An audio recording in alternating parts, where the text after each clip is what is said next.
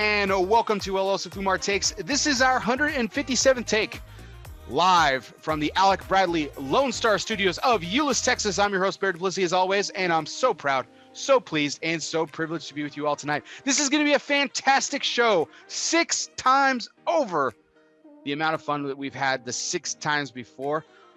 What's been 6 times, you may ask? Well, you guys have been living under a rock because we're about to have some fantastic fun tonight with 2 of my favorite people, 2 of my favorite guests. One continues his streak of the longest amount and the most amount of attendees or times he's attended of ELOSOFUMARTAKES. So I'm going to be speaking English a lot better, I promise, tonight, even though we're going to be drinking. So I hope everyone is strapped in and ready to go because we're going to have an amazing, fantastic show. And before we get to formal introductions, we do have to thank the people that make this show possible. So let's go ahead and thank the sponsors of tonight's show, including tonight's show sponsor, Drew Estate. Drew Estate announced the unveiling of the new wooden boxes for the Undercrown brand beginning in February. The new box design looks almost identical to the award-winning current design, and the boxes continue to contain 25 cigars. The major difference and improvement lies in their shelf-friendly, more compact format, which enables premium cigar retailers to stock more boxes and cigars inside their humidors. And that means better fitting in our humidors at home as well. So bravo to Drew Estate. So check out the new box designs for your Undercrown Maduro, Undercrown Shade, and Undercrown Sungrown today. Also, tonight's show is sponsored by Oveja Negra Brands, 4 unique companies who share a passion to provide innovative cigars for the next generation of cigar enthusiasts. Black Label Trading Company, Black Work Studio, Dissident, and Emilio are combining premium tobacco with an artisanal touch. Oveja Negra, where art and tobacco collide. Join the flock and visit ovejanegracigars.com to learn more. And welcome, everyone. This is Take 157. We are so proud, so pleased to be joined by these 2 esteemed gentlemen tonight. So without further ado, sponsored by United Cigars, smoke one today, start living united, Misters Tripp Waldrop and Denis Tsvang. Gents, how we doing tonight? Fantastic. Thank you for that energetic introduction. That was good, man. I have to take some it gets notes me on that. pumped. I like it. Hey, you know what? Last time we did this show, we went up to the max of like 5 hours. Coop went to bed, got up, we were still on. I mean, we got to start the energy somewhere, guys. That's true. We got to start because it's inevitably the energy will eventually start to decline at some point once we near the 5-hour mark. At some point, it's gonna drop off a little bit. You have to keep it going. Absolutely.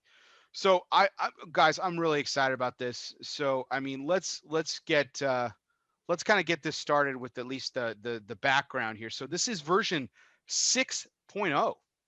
It seems crazy that we've done this 5 times already. Absolutely.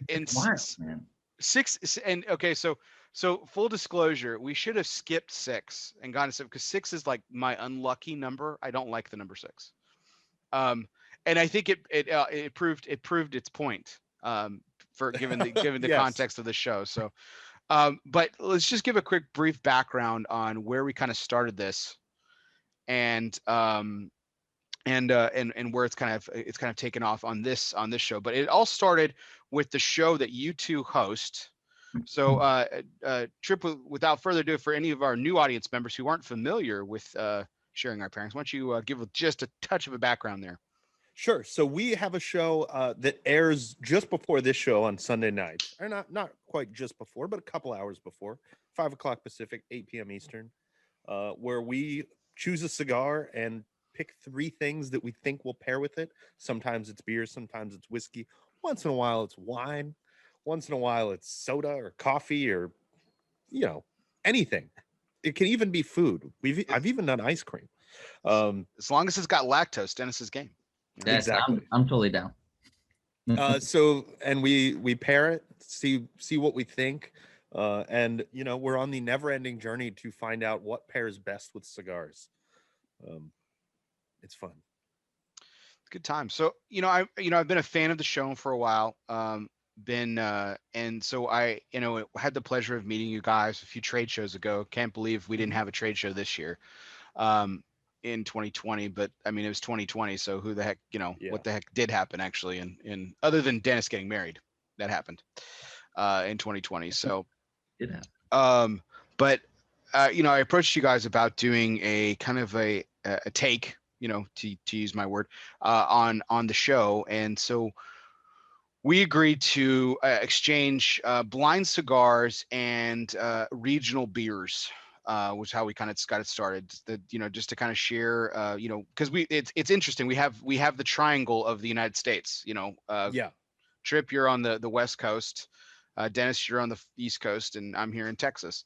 So it's kind of perfect, and we've got our own little, you know, especially with craft beer. I mean, you know, Tripp's in the motherland there in Oregon. So we've got a great opportunity to sample some really cool stuff from around the country and everything. And so that's what we kind of put together by doing this this show. And so so the first time we did it, little bit of a couple hiccups. Dennis's didn't come through. And Tripp gave a beer that would have made me, you know, really ill. That So may have killed you. So that was an interesting full exercise. But then we did it a second time. Versions 2.0, 3.0, 4.0, 5.0 all, you know, go off without a hitch. We exchanged some great beers. We smoked some great cigars.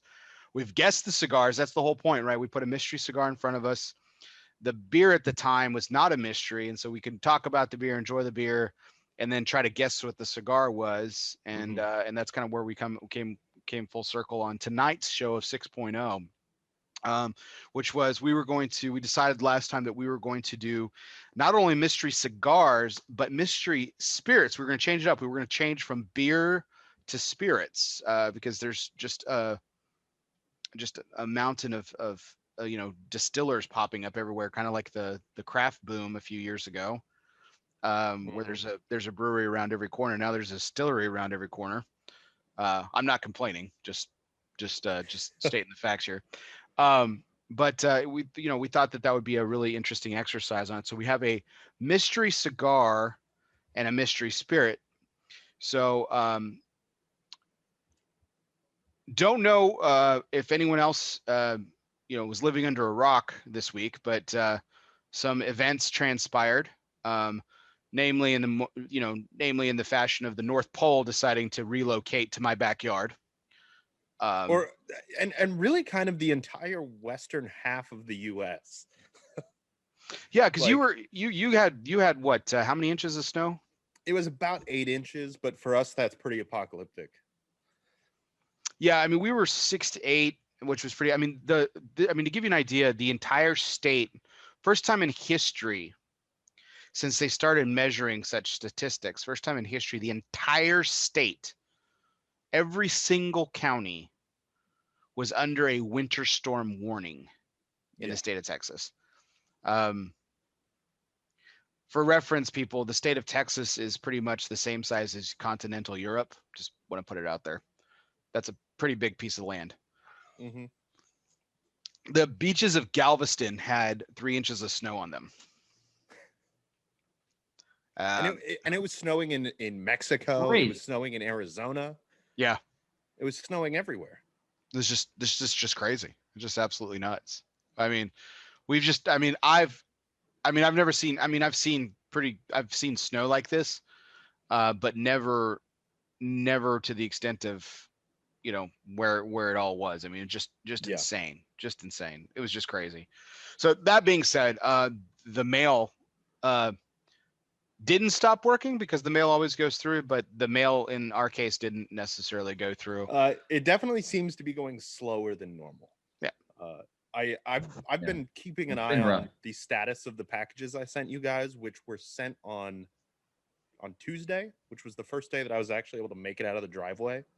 They haven't left Portland yet. Oh, actually, wow. One of them says that it left Portland on Thursday. The other one says it arrived in Portland on Thursday.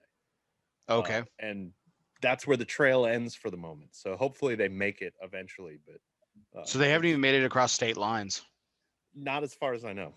It's crazy. Well, it's not as crazy as, I mean, Texas doing Texas things. So it was -3 a couple of days ago, right? Here in the state of Texas. And then today it was 70 degrees. My son wore shorts. Wow. Yeah. So it's quite possible that the spirits that you sent me, Tripp, will evaporate by the time they get here. So. It's possible. Oh, But gentlemen, I get excited about this show every single time. We do it twice a year. It's kind of been the tradition, and it's just been a fun exercise, and it's kind of morphing into something. And I have we're gonna save it to the end of the show, but I got an idea for 7.0. Oh, yeah? Already, so I'm interested to bounce this off of you. But we're going to do a little bit of a democracy here. It's always been a democratic process. We've kind of discussed and voted on it and come to a consensus together on how we're going to do this. So it's pretty interesting. So and a lot of fun. But Dennis, how was it? Just so we can talk like old men for a couple more minutes. How was the weather in Jersey this week? I mean, was it? Oh, geez, man. It honestly, it was a little confusing. We had snow, of course, not a whole lot, but all of that snow that we had from the previous week, in general, over the last, I think, 2-3 weeks, started to melt, and that was during the day. And at night, it refroze. So we had roads that were covered in ice. My not my driveway, but where my car is was all just pure sheets of ice. So, man, honestly, it's certainly not as bad. We've had power outages here and there, but nothing as bad as certainly not with you guys or even Tripp. Oh yeah, I mean, 4.1 million homes, guys. So in the state of Texas. Okay, so I just want to put this in perspective. All right, so and this is something I was sharing with you guys in the green room, but like, so we're 11 months into what we would call the COVID era, right?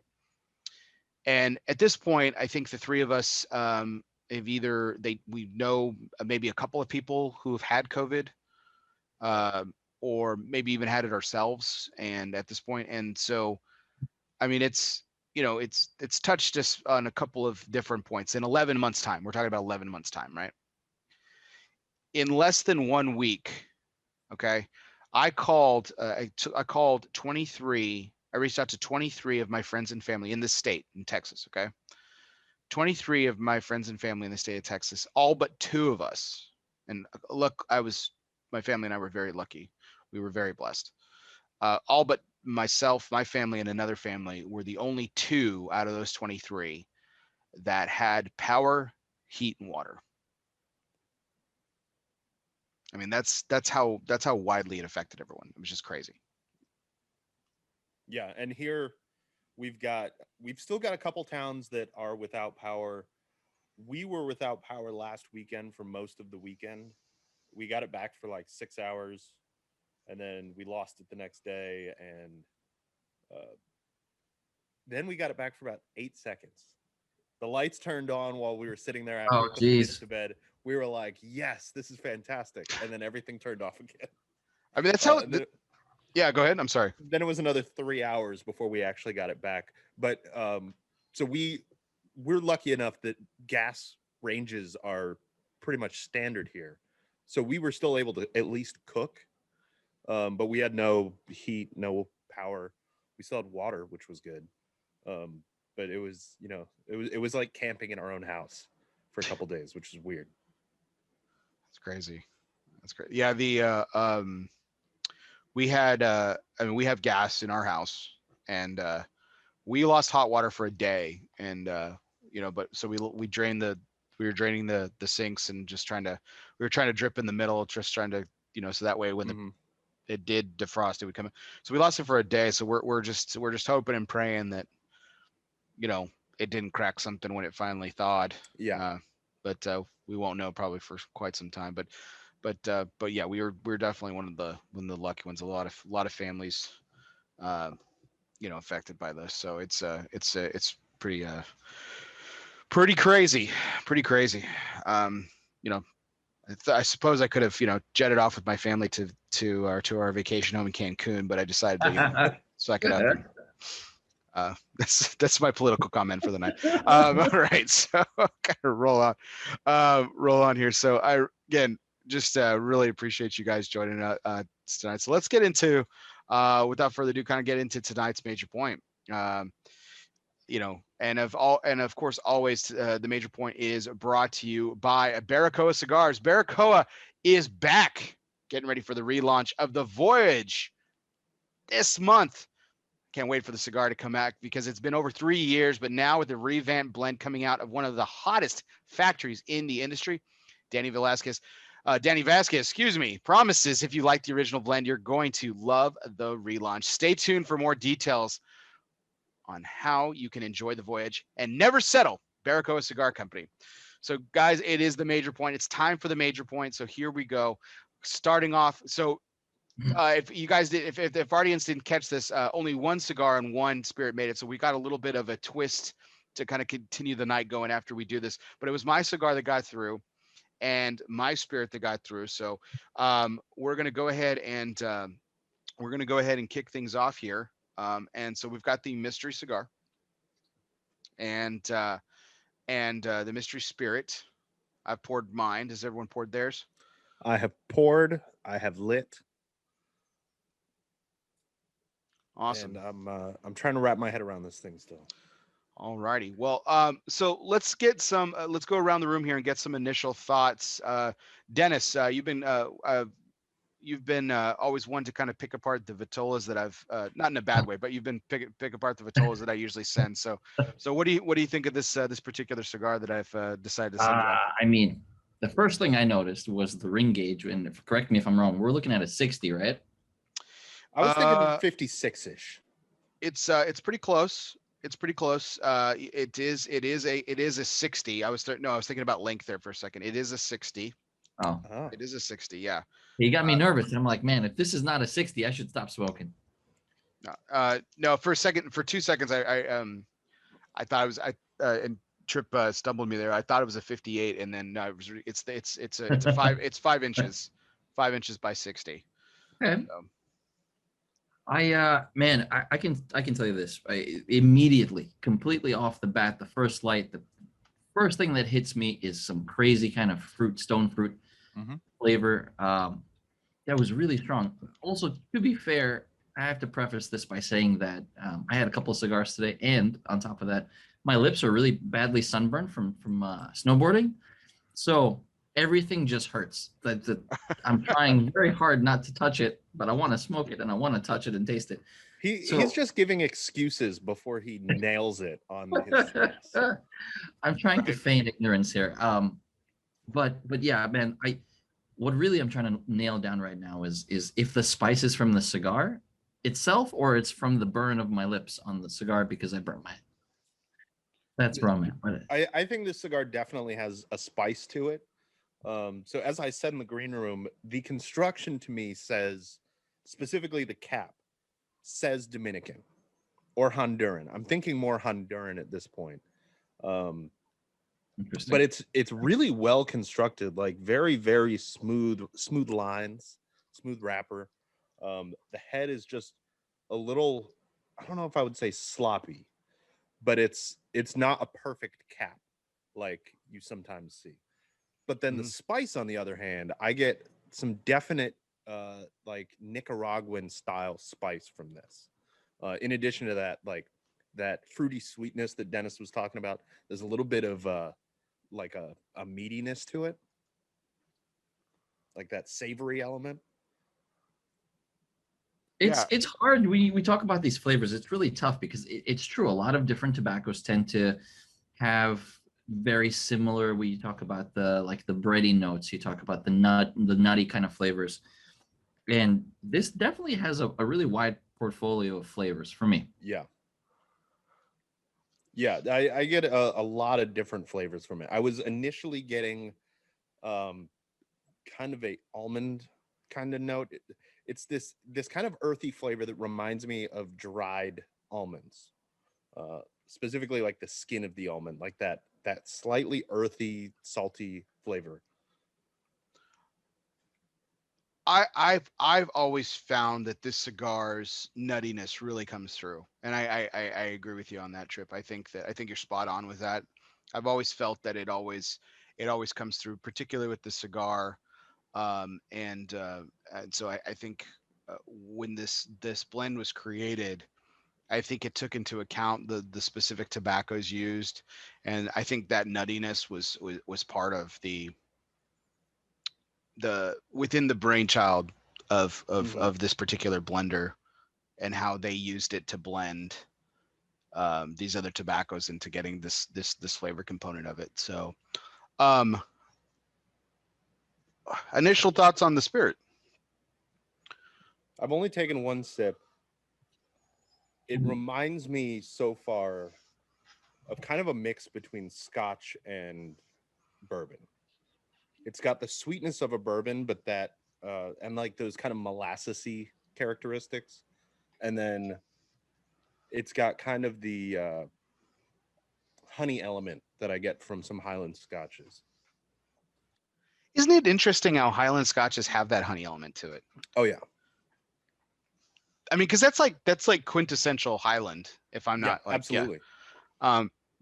Which I find is just weird because when you think about Scotch, I think everyone associates like peatiness and Scotch, and there's like non-peaty Scotches and peaty Scotches and everything. But like, you know, peat is just such the antithesis of honey sweetness, and so when like you think about like Highland Scotches having that honey note to it, it's a little. It doesn't register if like for normal Scotch drinkers, I think. I mean, I could be completely wrong on that. No, I agree. Well, Dennis, what about you? What about the spirit? Yeah, I'm trying to get a good nose on it and kind of get a sense of, man, something about it is really familiar and sticks out in a very interesting way. And when I say familiar, I mean, obviously I haven't had this particular spirit before, but the sweetness and that bit of heat on the back end, I really love, because the heat carries a lot of the flavor. It's not just, to me, it's not just like a stupid heat. Sometimes you end up with a spirit that's just overly hot, and that's fine. This, I love that the heat carries the sweetness more forward for me. So caramel, vanilla, really intense, and hard to nail down because I'm more intrigued. I'm more confused about the spirit than the cigar itself. The cigar, I think I'm feeling pretty good about it. Oh, here we go already. Guys, he's not even an inch into it yet.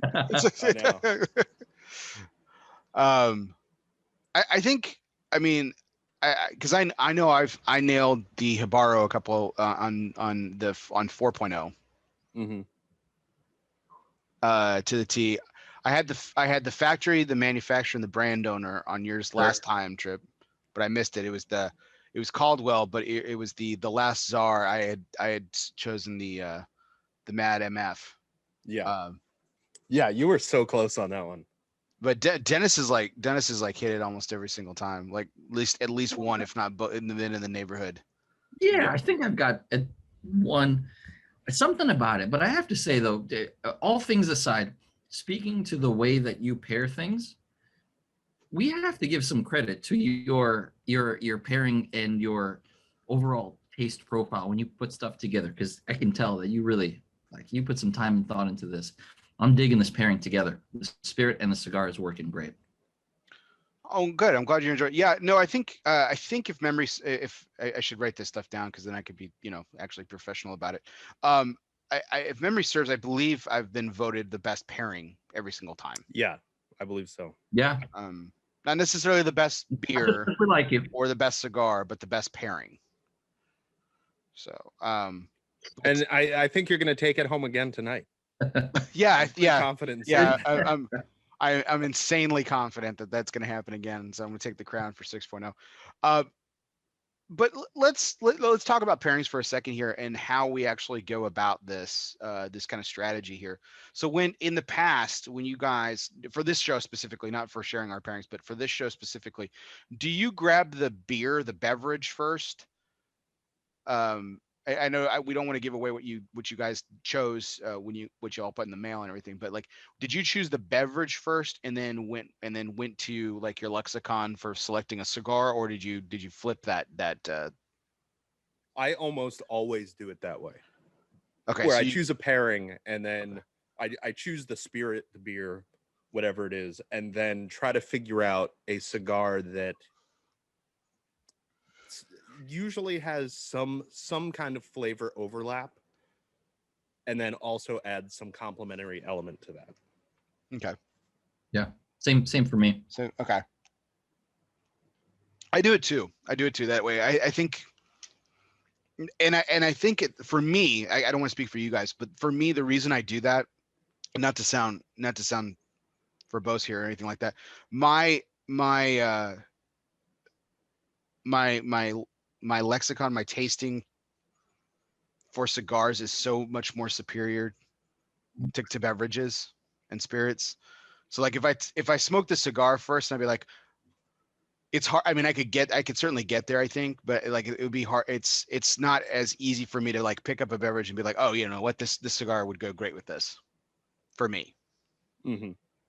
And usually what I've done in the past, this time when I drank both this spirit and this cigar, I like this spirit. This cigar really came to mind. Uh, I uh, I thought of a little bit potentially going another way, but I drank a little bit more of the spirit, and I was like, no, what, I'm going to go this direction. Um, but I'll tell you what, though, on our audible that we called for the second pairing tonight, when I tasted the gin, I I immediately went to the cigar that, well, you guys know Really? what it is. Yeah, I was like, oh, this is perfect. This is perfect for it. And I'll go into reasons why later in the show, but yeah, I'm really excited about getting your thoughts as we do that too. But as we always do on this show, we kind of take a break. We kind of enjoy the pairing, the beverage as we kind of discuss. We kind of alternate between serious and fun topics. And so I've brought a couple to the table as I normally do. And then actually for the second segment, you guys have actually brought together a fun. Going to flip the tables on me. So you Mm-hmm. guys have got a couple of topics to bring to the table. So I want to kind of rehash. I'm going to go with we're going to start semi-serious here. I mean, we already talked about the weather. I suppose we could talk about gas prices, but instead of that, I do want to dedicate tonight's show, gentlemen, because in someone's honor, because I think it's very appropriate, and because of what this show has become, and it's become a representation of the overall community that we represent, um, cigar consumers, cigar media, and just lovers of all things fun, you know. And there was a man that I had the privilege of knowing for a long time, who lived a rich and colorful life like you wouldn't believe. So this man was actually one of the pioneers of underwater video recording. So Really? he really was. Yeah, he was. I had the, and I'll bring up his name in a second. But he pioneered underwater recording. He did hours upon hours of documentary filming for National Geographic in the 60s and 70s. But was a pioneer in this arena, and um, traveled all over the world, dined with kings and presidents and prime ministers, um, and taped hours upon hours of some of the most majestic creatures that you and I get to read about in books and see in some of, I mean, some of the stuff, I mean, some of his footage is still used in documentaries today. A lot of the stuff that my wife now teaches to her students at the zoo in Fort Worth is from research based on stuff that he did. Wow. Um, and I mean, just an incredible man. And this man's name was Perry Tong. And Perry Tong was also the owner and proprietor of Pop Safari Cigars and Fine Wines in Fort Worth, Texas, which happened to be the very first cigar lounge that I ever went into. And for people who know this show, know my story, that is where my story began in a lot of ways. I smoked a cigar for the first time on my 18th birthday. It was a Fonseca, like I've told many people. But my first real experience with premium cigars was with old Jack Sandlin. I walked into a La Flor Dominicana event thinking I was big and bad and I was going to buy a Romeo and Julieta. Nothing wrong with buying a Romeo and Julieta, but I just, heard it was cool. And that's when I walked into Pop Safari and was going to purchase a Romeo and Julieta. And Jack Sandlin pulls his arm around me and says, no, you're going to smoke a La Flor Dominicana. And that was it. But it was Perry that welcomed me in that day. And it was Perry who, every time I came around, made me feel like I was at home. I wrote every single paper that I ever wrote in college at Pop Safari. He had a little corner ready for me every time I walked in. And in 2000 and 10 years ago, he gave me my first job in premium cigars. And he let me work at Pop Safari for a number of years before I get the privilege of now working for Mike Peacock at Michael's Tobacco of Euless. But it was Perry who got me my start, and I would like to dedicate this show in his honor and in his memory, because this past week he passed away. So, gentlemen, raise your glasses to Perry Tong. A life well lived. Cheers to Perry. Well said. Cheers. Cheers.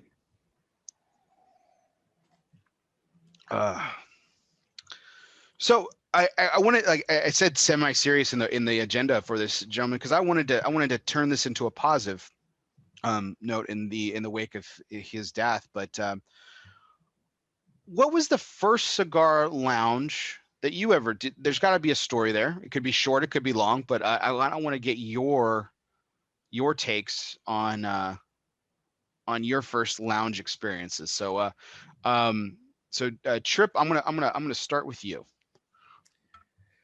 I don't remember what the first lounge I went in was. Okay. I might, but I'm not 100% certain on it. The first one that I can recall going in was around 2005, I believe. I went to we used to go to this cabin in Virginia with my family. My grandparents would go there, my aunts and uncles. We would all stay in this cabin and do Thanksgiving. But ever since I was, I don't know, probably 12 or so when we started doing it, my uncle, and who eventually became his two son-in-laws, his daughter's husbands, they would go outside and smoke a cigar 3 or 4 times a day, and just, be out there having fun. And I turned 18 and they said, "Hey, you want to come have a cigar with us?" And I was like, "Nah, I'll stick to my cigarettes." Those are more my speed at the time. Then a couple years later, I'd quit cigarettes for a while, and I had gone to like a corner store or something and bought a Garcia Vega or whatever and smoked it, and thought, like, I want to become a cigar guy. So I ordered a couple cigars. The next year, when I went down for Thanksgiving, I went and I smoked a couple cigars with them. They still talk about, or my uncle still talks about, how I could just demolish a cigar in seconds. Like, I smoked so fast. I smoked faster than Denis smokes. But on Black Friday, it eventually became a tradition, but I still remember the very first time we did it. We drove into Washington, D.C. and went to JR Cigar in Georgetown, bought a couple cigars, and then we went to you could still smoke in bars in DC back then. So we went across the street to an Irish pub, drank a couple Guinnesses while we smoked cigars, and that was the first actual experience I remember, like, being able to smoke somewhere that I was having a drink. The next one I remember was Merchants East in New York City. But I think there were a couple in between there that I'm forgetting about. That's cool. Like, speaking of New York, did you guys ever attend? Did you guys happen to go into Nat Sherman? Oh, absolutely. Okay. There's a story there. Okay. I never had the opportunity. We'll digress for a second, because what was the Nat Sherman experience that y'all had? I will say this. Actually, funny enough, Nat Sherman was the first shop that I shop that I walked into. Well, this is perfect. Great. I had segue I even created on purpose. Fantastic. Which is perfect segue. Man, I only remember it because of two things. First of all, I was terrified to go in because it's Nat Sherman. It's imposing. At the time, I was smoking probably, I think, like I got the 5 Vegas like 300 cigar sampler with the humidor thing, and I thought I was hot shit, right? Um, so I walk into Nat Sherman, and of course, Nat Sherman's a class A joint, and you have a gentleman in there smoking, and everyone just looks up because I walked in and I jeans and sneakers and like a Motley Crue T-shirt, and I just go to the humidor and like awkward because I feel uncomfortable. I don't know where it is. I don't know. People are looking at me. Nobody wants to talk to me really. Right? It's one of those moments of it's humbling. It was really humbling for me. Oh yeah. And it wasn't until You don't years. seem the type to get intimidated. This is interesting. Oh, I was terrified. I was absolutely terrified because I realized at that point that I really had no idea what I was doing, and I was this young kid trying to enter this realm that to me was so foreign and seemed the grandeur, right? The cigar smoking experience to me seemed like this really incredible thing, and it is. But at the time, I was deathly afraid of it, and so I kind of stumbled into the humidor, and I didn't know what the hell I was looking at, and I kind of try to make it seem I feigned like I knew what I was talking about, which obviously I didn't. And and I sat there awkwardly and thought about smoking the cigar there, and eventually I just chickened out and I left with the cigar. I bought a cigar and I left. And it took some time. It took months for me to come back and really sit down and talk to the people and get to know the people there. And it's been awesome since. Obviously, no more, unfortunately, but those were some great memories. What was your experience like, Tripp, at Nat Sherman? Similar to Dennis's. I found it to be a very intimidating store when I was younger. I was probably, I don't know, 21 when I went there for the first time, and felt like I have, I don't know, whatever it was, $100 in my bank account or something, and I'm going into this fancy place buying $15 cigars. And I remember feeling like, the tiny fish in the pond. But I don't think I ever actually smoked a cigar there. But I remember going to places like Barclay Rex and the Davidoff shop on Madison, and I spent many days smoking at those places, and it fell into this comfort thing where that was kind of where I realized that when you go to a cigar bar, everybody is kind of the same. Like, that's where I realized that cigars completely level differences in class and differences in, what your job is and who you are into cigar smokers. And it's, since then, cigars have changed my life where, cigars are a bridge now where I meet new people over cigars and you're immediately friends. But yeah, the first time in Nat Sherman, I remember it was very, very intimidating, and it felt like I was too poor to be there. Oh, for sure. That was me, man. I mean, I really wish I'd had the opportunity to go there, but that was kind of like when I first walked into Pop Safari.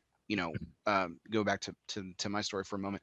Like that, I think I was just so cocky and so brash, and I thought I knew what I wanted, so I had like this reference point of like, oh, Romeo and Julieta, I can definitely, I can ask for that and not sound like a total idiot, And so, I walk in with this kind of, this kind of cocky nature to me, and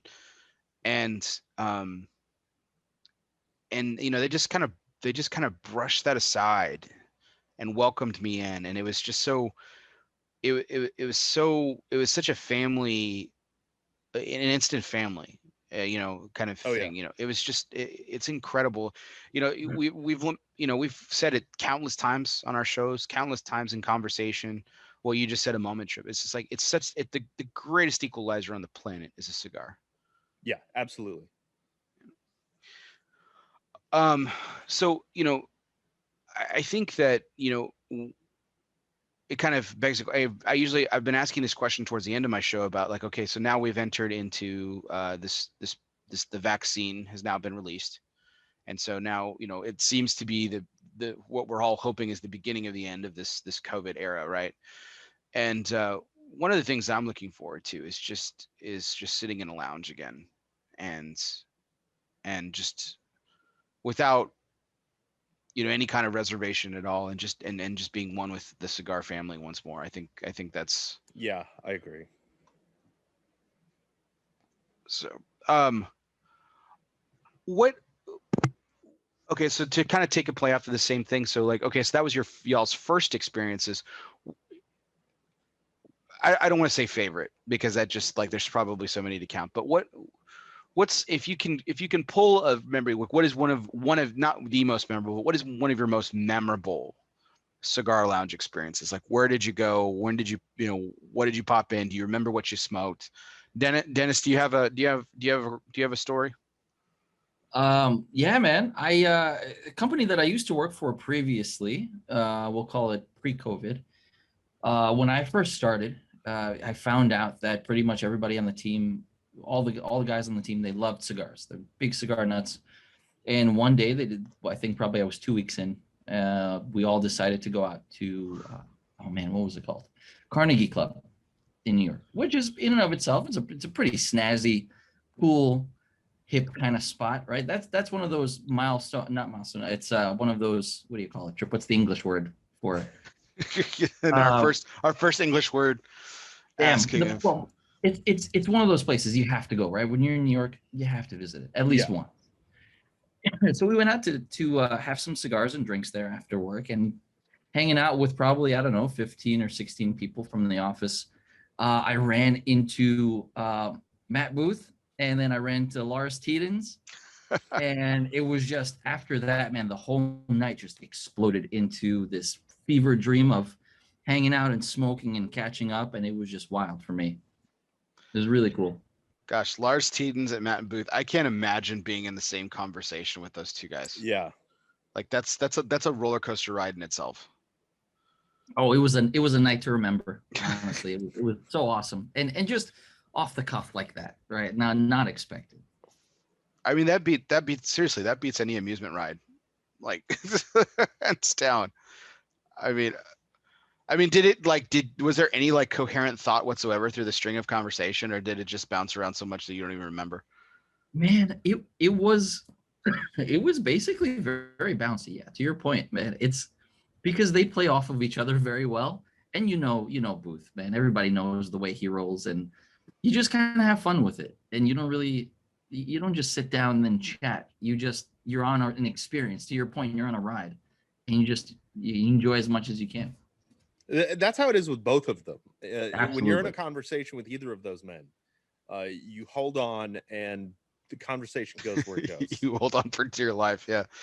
No, I think, I think we all have a Booth story, but like, I had one of the time, the take where I actually interviewed him on this show was probably one of the calmest moments I've ever seen him. And it was such an incredible conversation. I mean, I wouldn't even call it an interview. It was just a really incredible conversation. But no, one of my favorite Matt Booth stories is like the second or third time I met him, and I had him sign a box of cigars for me, and I was pretty stoked because it was a Daruma Gold box because I love that cigar. That was back when he had the Daruma Gold, and he signed it and then drew a picture of a penis ejaculating all over his signature. It was, Of course, it's pretty Yep. pretty vivid. It was man, he's both of those guys truly like the term doesn't fit because there's two of them, but like I mean they're one of a kinds, like just originals. Yeah. They both are in different ways. Well, gentlemen, I really appreciate you talking about some of your fond memories of lounges and stuff, and kind of remembering my good friend Perry, he was a good mentor to me, and again, life well lived. And it's just it's too bad that he's no longer with us, but it's nice to recant some good stories about him. But so this we actually had another feel good moment in the last couple of months since the last time we met on this show. Are you guys still with me? I think Tripp froze again. Oh, I did. Yeah. Awesome picture, man. Yeah, good picture. So I had the we'll call it a privilege, just because of the company that I was in, not because of the activity that took place, but as everybody knows in my audience now is well aware of this, my loathing for the actor Chevy Chase, and the legend started when it was, I guess, the 30th anniversary of Christmas Vacation, and I shared a post on Facebook, and I said, I know I knew it. I know I'm going to take a lot of shit for this, but this movie is total crap. And it's interesting. Like the Facebook news cycle, I'm still baffled by this. I'm still blown away by this. The Facebook news cycle is like one of true 24 hours, right? Like you post something, Oh yeah. you know, however many comments or likes or shares or whatever you get off of it, it's like a 24-hour cycle, and then it kind of dies off into the next round of whatever, right? And that thing stayed alive for like 4 fucking weeks on Facebook. Like for 4 weeks, I'd see a new comment or a new, like, you know, emoji shared with it, like, you know, usually one of bitter disappointment and hatred towards me, but for taking such a stance. But it just kind of is grown into this thing where, I knew I was going to take shit for it, but I had no idea how many Chevy Chase fans like were out there. It was like I called down the thunder of, like, you know, and the soul of his mom, I suppose, and just just taken so much shit over the past year. And it also, so Joe Grow, head of marketing for Drew Estate, starts it in on Thanksgiving Day, man. Starts needling me, posting a scene or a quote from Christmas Vacation and tagging me on every single one, and it morphs into this what eventually becomes a viewing party. He issued a challenge, and I sat down to watch Christmas Vacation with a few of my good friends, including the two of you guys. Mm-hmm. And we watched a fucking terrible movie and then raised some money for some charity in the process. So I said this to you guys. I called you guys that week after it, but I really wanted to take this opportunity sincerely to thank the two of you and everybody else that participated in it. It sincerely, it means a lot to me that you guys would pay money to my charity of choice just to sit and watch me be miserable. It was fantastic. But It was. I think it was well worth it. It was a lot. We had fun. You know, we had a lot of fun. Yeah. Y'all didn't hate on me for, you know, every, you know, a chance I got. I had hatred to spew. So it was a lot of fun. We enjoyed the hell out of it. So I was really I think I was more than anything, I was just shocked by the response. I think it was just pretty incredible. And Coop had some excellent commentary throughout the film, the really kind of director's cut level commentary that I thought was cool. It really was. It was like he had actually co-written the script himself, man. It was pretty analytical and detailed. I'm not gonna lie. Are we sure that Coop isn't actually Chevy Chase? He might be. No, yeah. Have you seen Chevy Chase and Coop in the same room together? I never have. Which would make things incredibly awkward considering how much I hate Chevy Chase, right? And then I'm partnered with a guy on another podcast. So Coop says Vegas Vacation is next. I think maybe if maybe we should do that in place of the PCA this year, since PCA is very, very likely not going to happen. But there's the Vegas connection there. I'm game. No pun intended. Oh God. Jesus. Oh my goodness. What the hell did I start? So this begs the question though. So we've done a similar discussion on previous versions of the show where we've talked about like things that we hate that people love, and things that we love that people hate. But we haven't taken an obvious look at this particular avenue, which is a celebrity or actor. We'll go with actor here. So obviously mine's Chevy Chase apparently, but what is an actor that you hate that everyone just seems to just adore and cherish? I've got a couple, but the one that I would love to call out that I just do not understand how he even finds work is Colin Farrell. He is awful in almost without exception in Colin Farrell. Pretty much every movie he's in. Wow. He is just so bad. And like the days of like when he was in Minority Report and then Phone Booth, and then there was a whole bunch of like action movies that he was in after Phone Booth, and he was just terrible in all of them. And even to this day, he's bad in everything. Horrible Bosses was great. Come on. That was a good movie, but you know, he wasn't really a main character in that. No, but he played himself. Yeah, you didn't like The Recruit with Al Pacino? That was a pretty good movie, but Colin Farrell was a terrible actor. I think interestingly enough, I think I've always been indifferent towards him. Like I feel like most people are, but I've known a couple people who are like fans of him, and they're like, "Ooh, that new Colin Farrell movie's out. I got to go see it." New call. And no, I'm like, I just don't understand it. It doesn't make sense to me because he's bad. He's just not a good actor. I'm pretty indifferent. I really enjoy the movie SWAT.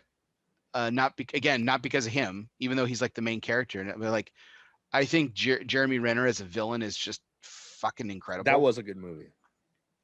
Samuel L. Jackson does Samuel L. Jackson things, you know. That's right. You know, Josh Charles, you know, like Dead Poet goes from Dead Poet Society to that, you know, like I thought he was pretty good in it as well. And who doesn't love a good LL Cool J, you know, appearance. Classic. Oh yeah. But again, like I think to Tripp's point though, like I've just been indifferent to Colin Farrell. Like I don't think he's done anything of like remarkable standing. Like Alexander was a fucking train wreck. Oh yeah. Like that was like, oh god, that was a terrible film. Like he was everyone was terrible in that film. Yeah, just from every angle. Like it's just awful. I mean, you take the greatest, you know, arguably the greatest commanding general in the history of the world, and you know, turn it into that shit, and it just like, geez, man, that's just terrible. I mean, trying to cap like I did a show on Gladiator a couple months back with Justin Andrews and Sam Spencer, and we love that film. And the subsequent Swords and Sandals films that came after it were just pale in comparison. But that set Swords and Sandals back, you know, decades, because that was an awful film. Awful. Right. Colin Farrell, interesting. Okay. All right. I just hate him. Fair enough. Yeah, no, I can't. Yeah, I can't lend an opinion on it. I know Matt Ty's watching tonight. Matt Ty doesn't like John Wayne, which fucking blew my mind. Wow. Yeah, that's a little crazy to me. Yeah. But I'm kind of in the Colin Farrell camp that you are with John Wayne, where I'm more indifferent than anything, but I know he's an American treasure. But I'm still surprised that Matt actively does not like him. Yeah. It's kind of just wow. And I was like, how come no one's giving him shit? Like we're sitting here, I'm sitting here catching everything over Chevy Chase, but you know, like American icon of John Wayne, and Matt's over here like, don't like him. Like, oh my gosh. So Dennis, what about you? Well, everybody knows that the best westerns are from Italy. Mine is. I seem to really upset a lot of people when I bring this up, and it happens from time to time. Can't be worse than me. People certainly I don't think it's anywhere near on Chevy Chase level, because Chevy Chase is fantastic and this guy is just awful. You guys, what's the guy's name from Dexter? Is that Michael C. Hall? I think so. Name? Yeah. That guy just fucking drives me crazy. I don't know why. I just can't stand him. That's a slightly obscure pick, dude. And I hate Damian Lewis as well, which is weird. I don't like gingers. I don't know. You don't like Damian Lewis, really? No, I don't know why. I think Homeland was great without him. All the scenes without him are awesome. You mean like the last 4 seasons? Yes. Yeah. Because you have Mandy Patinkin, which is that's the guy. That's who you want to watch, really. But yeah, Michael C. Hall. I don't know, and people get really upset. How do you feel about Kiefer Sutherland? I do like him. Okay. But the problem is that he'll never be as great as Donald. Like, that's my thing. Donald is my guy. he's like the backup. If I need a stunt guy for some backup scenes, maybe. A stunt Sutherland. Stunt Sutherland, yeah. He doesn't sell it as well as Don, man. I think. I think that they're, and I think to Kiefer's credit, he didn't really follow in his father's footsteps. Like he's a completely different actor. Mm-hmm. I think Donald Sutherland is brilliant. I do catch a lot of shit because I think the film is fantastic. And I know that Joe D is actually in the chat tonight. And he's appreciate his service. He's a proud fireman, as well as cigar broker up in the New England area. And but he was talking the other day. He was like, "Yeah, I'm watching Backdraft," and I was like, "Man, isn't that blasphemy for your kind?" Because I've mentioned that movie because I have several firemen friends, and they just fucking hate that film. But God, Donald Sutherland is fucking brilliant in that movie. He is such a sociopath. I mean, it's just nuts. He is just sick and depraved, and it's just a beautiful performance. He's incredible. Really underrated performance by Robert De Niro. You don't get to say that very often, too. Yeah, you're right. I'd never thought about it that way. So Michael C. Hall and Colin Farrell. Wow. Okay, so is Alexander did you ever actually see Alexander Tripp? Or were you like Colin Farrell? It was awful. Oh, okay. Is that the worst? Is that the worst of Colin Farrell? I think it probably is. It has to be, right? But I mean, I haven't looked at his IMDb in a while, so I don't remember all the movies that he ruined. But I mean, that's in the number one slot for sure. Well, I think because he was terrible in it too, but I think they also did a terrible job with the film. But because I love the comic, and they just did an awful job with it. But I love Daredevil, the comic, and then absolutely. And then the film the movie was just a complete train wreck. And Colin Farrell was awful in that, but again, that was less because of him and more just because the movie was bad. For once, he didn't knock it down necessarily. The notch. Yeah, exactly. It was already there. Take anything away from that movie that it wasn't already taken away from itself. All right, so you guys are both comic guys. So which film is worse, Daredevil or Green Lantern? Oh. Because I love both those comics, and both those movies were atrocious, in my opinion. I think Daredevil's worse. Because Green Lantern was bad, but it was more about like bad CGI. And also it was more, I felt like Green Lantern was at least more true to the character than Daredevil was. Daredevil was like barely Daredevil, I felt like. I felt like Daredevil was like more in the vein of like Dick Tracy. Like it would have been cutting edge in like the late 80s, and then but yet it happened in the early 2000s, and you're like, what the fuck is this doing here? Yeah, I think that was the big problem with Daredevil, is that it was just a movie out of its time. And it did not age well. Yeah, and Colin Farrell's awful in it too. So yeah, I mean, but like I said, I think it was already like below standard anyway. Like he didn't really move the pendulum either way. He didn't make it worse. He just it just contributed to the horrific nature that it was. So interesting. So all right. Well, I'm going to just kind of open it up here. Anybody else want to add another actor that they hate that just seems to be beloved? I can't think of another one. At least not at the moment. I had another one on the tip of my tongue before, and now I forgot what it was. Yeah. Because I can't really think of anyone that I really don't like. Because someone asked me that the other day, like, "Oh, you hate Chevy Chase? Well, who else do you hate?" And I'm like, like I mean, obviously not to that level, but I can't even really. I think my hatred for Chevy Chase is just so deep. Yeah. And so, like, you know, I mean, it's so thick and rich, you could drizzle that shit over pancakes. Like, it's just like You're anything devoted. else pales in comparison. What's that? You're devoted. You got to be devoted, man. You can't flip flop around. Well, I got accused a couple of times of like, oh, that I'm just being over the top for like the sake of just being over the top. But I was like, no, guys, I really don't fucking think he's funny at all. I mean, over the Like, top. What a great movie. I mean, I do hate the television show Seinfeld, which is a hugely popular. I'm in the minority with that, for sure as well. But I like Jerry Seinfeld's comedy. I think he's funny. I just think the show's terrible, and I don't think he's funny in the show.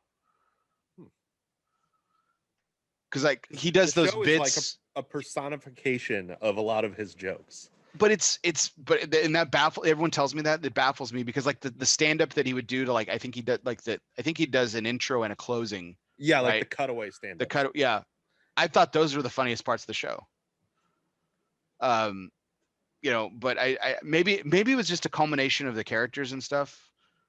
But I mean, the only thing saving grace about that television show is that Kramer smoked cigars, in my opinion. So like that was just like the only thing about it. And I can't stand Jason. Actually, I can't stand Jason Alexander. Okay, there we go. There's another guy. Yeah, I'm not a big fan of him either. Everything he's in, I feel like he hacks it up.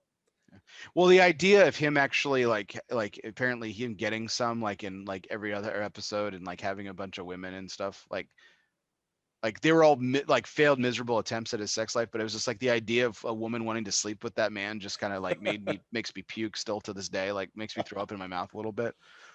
I think that's fair. Yeah, like it totally unrealistic, but yeah, don't like the show either.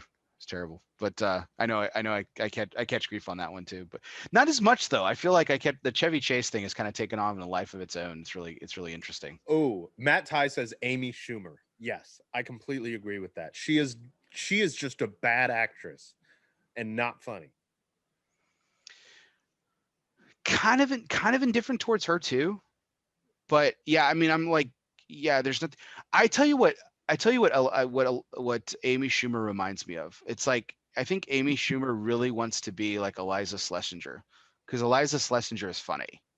I think she's hilarious. I had to Google who Amy Schumer was. Now I realize I don't like her because I know her by the face. But you're right, Barry. You have a super good point, man. Eliza's, I'm not going to say it because I can't pronounce it, but Eliza with the long name, she's great. She's like, I still use some of her, like she won The Last Comic Standing, the TV show. That's how I found out about her too. That was the only season of that show I ever watched.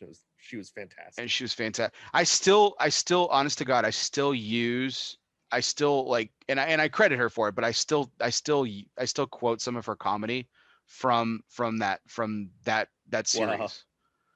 Wow. Because she talks about, it just reminds me, she talks about one of her bits is she's talking about her high school gym teacher who like had these like really tight khaki shorts that like and he would like stand and he would like mount his hand like the Captain Morgan style, like mount his leg on top of, and like you could see like the seams of his khaki shorts, and it was like a topographical mount in a map of the Andes. And it's just like I was rolling on the ground, and I still use that bit because I just think she's just hilarious. I mean, she is just comical, and some of her like her Netflix specials are also just yeah. I mean, just hilarious. I think she's funny as hell. Oh, I got another one. The stand-up comedy reminded me of it. Jeff Dunham, the puppet guy. Not funny. He was so big, and I just do not find him funny. I find him obnoxious. Well, Coop's got an interesting take. Yes, he does. I've been seeing that. Tina Fey. Ooh, I disagree. Hates, I think Tina Fey would rather have a root canal, he says. Wow. I think Coop's off base. A root canal. Man, I mean, she's likable. Like, I mean, he said she's a bad actress though, which I can understand that. She's not the best actress. Man, the date night movie with her and Carell is hilarious. Still one of my favorite movies to watch with my wife. Oh wow, Dennis, your wife's chiming in here. I just saw that come in hot off the press, and I can attest to this. she absolutely despises Tom Cruise in any form, like Oh. print media, digital media, any kind of. Cruise and Tom in one sentence is just, it's not good. It's a no-go. I mean, part of me can understand that because this will come up later actually in one of our other, but the separation of a person and their art to me is Tom Cruise is one of the people where I can very easily separate that. He is just a creepy, weird lunatic I can't quite say leader, almost leader of a cult. But he's such a good actor. Yeah. No, he's a leader of a cult. Yeah. But he's such a good actor. Like, I would never want to be in the same room as him. I've seen interviews with him where, like, he's not a person. Like, he's a more dangerous version of Crispin Glover, I feel like. Oh, definitely. He's an expert at imitating human behavior. But only in movies. Like, whenever you see him interviewed, he's just so weird. Because he's not human. This is the thing. We need to remind everyone of that. Well, exactly. That's what I'm saying. But like any movie he's in, I feel like he just crushes it. Like, I don't think there's anybody in a movie that runs better than he does. That's true. And he does it in every fucking film, with the exception of Tropic Thunder, which look, you were talking about a film that has not aged well, in 2021, but it's on Prime right now. And I gotta be honest, I fucking watched it like 10 times in the last week. Like, just had it looping, man. I just, oh God, I can't. I don't know what it is. I just can't. I mean, I watched that in the theater with a couple buddies of mine when it first came out. And it was awful then. It's awful now. It's off color. It's inappropriate. We're going to talk a little bit about, how things have aged here in a minute as well. But I mean, just unbelievable. Like, just that performance. Les Grossman, man. He is just, because that was like his comeback, man. After he went off off the deep end, like what it was the second time. I feel like he's gone off on the deep end like 3 times in his career, but like I think that was the second time that was like his comeback was Les Grossman in Tropic Thunder. And I'm gonna ask a stupid question. Did you guys know it was him? Oh yeah. Yeah. I didn't until the credits rolled. No like way. I remember watching that movie in my apartment with my roommate, and I saw it and I was like, that's Tom Cruise. What the hell? But it did take me a second, I think. Yeah. Sean Miles says Hulk Hogan. I mean, no one. I don't think anybody ever said Hulk Hogan was a good actor. Yeah. No, but he was perfectly crappy in all the films he was in, and those roles were great back in the 80s, late 80s, early 90s. What was it? Mr. Nanny, I think, was one of the movies. Mr. Mom, Mr. Nanny, something like that. Joe D says Matthew McConaughey, pure trash, man. Talking about my fellow Texan there, dude. I disagree with that one too. I can get why people don't like him, because he's almost the same person in every role. Like he's like that Owen Wilson type of typecast where, like, no matter what he's in, he's kind of pretty much the same person. And once in a while he breaks out of that, but not usually. Joe D's from New England, man, and he's even hating on his own. He's on his own backyard, man. Ben Affleck, he's throwing in there. Yeah, man. So I hate Ben Affleck post Good Will Hunting for like 10 years, because I like Ben Affleck Jiggly or Gigi or whatever the fucking Geely? That Ben Affleck, I'm with Joe D on that, because that he had some real bad years there.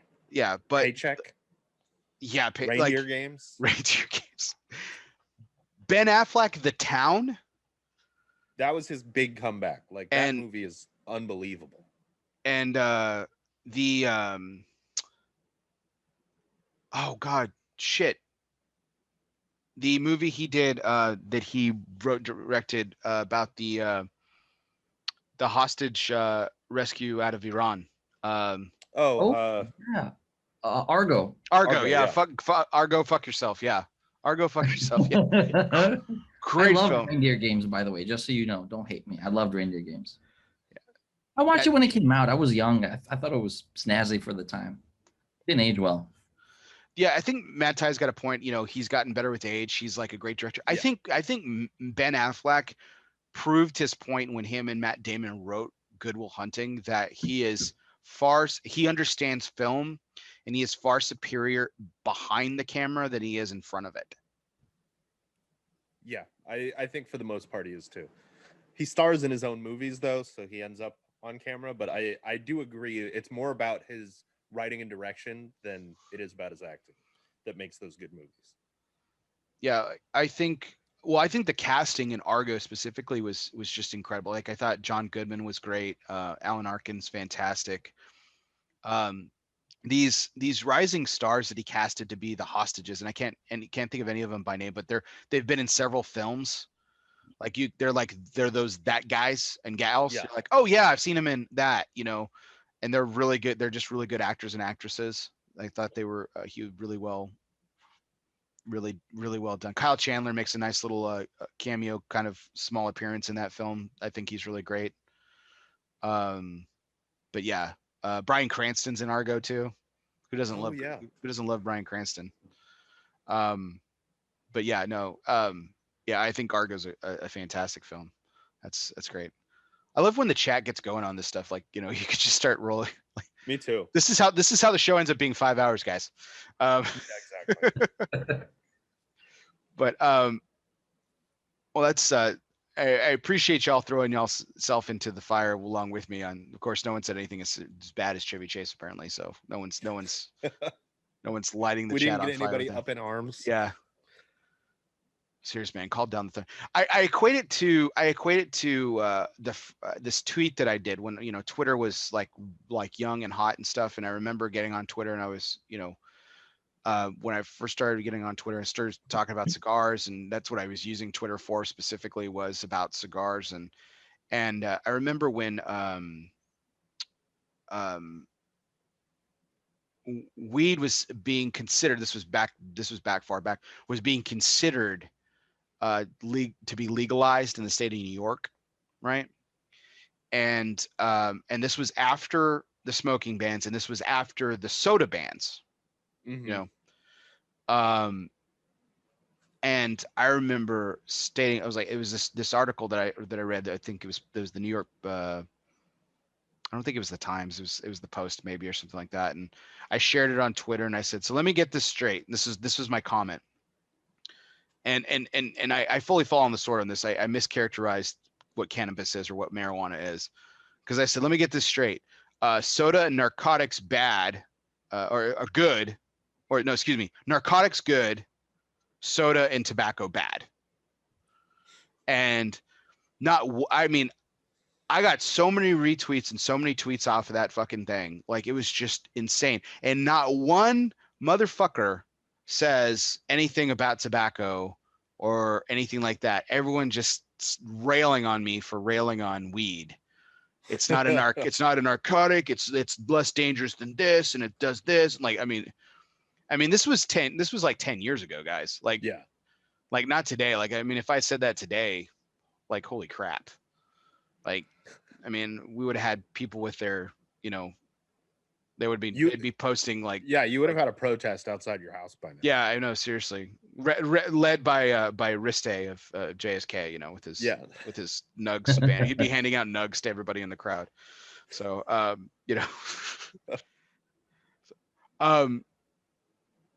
has anyone tried the nugs?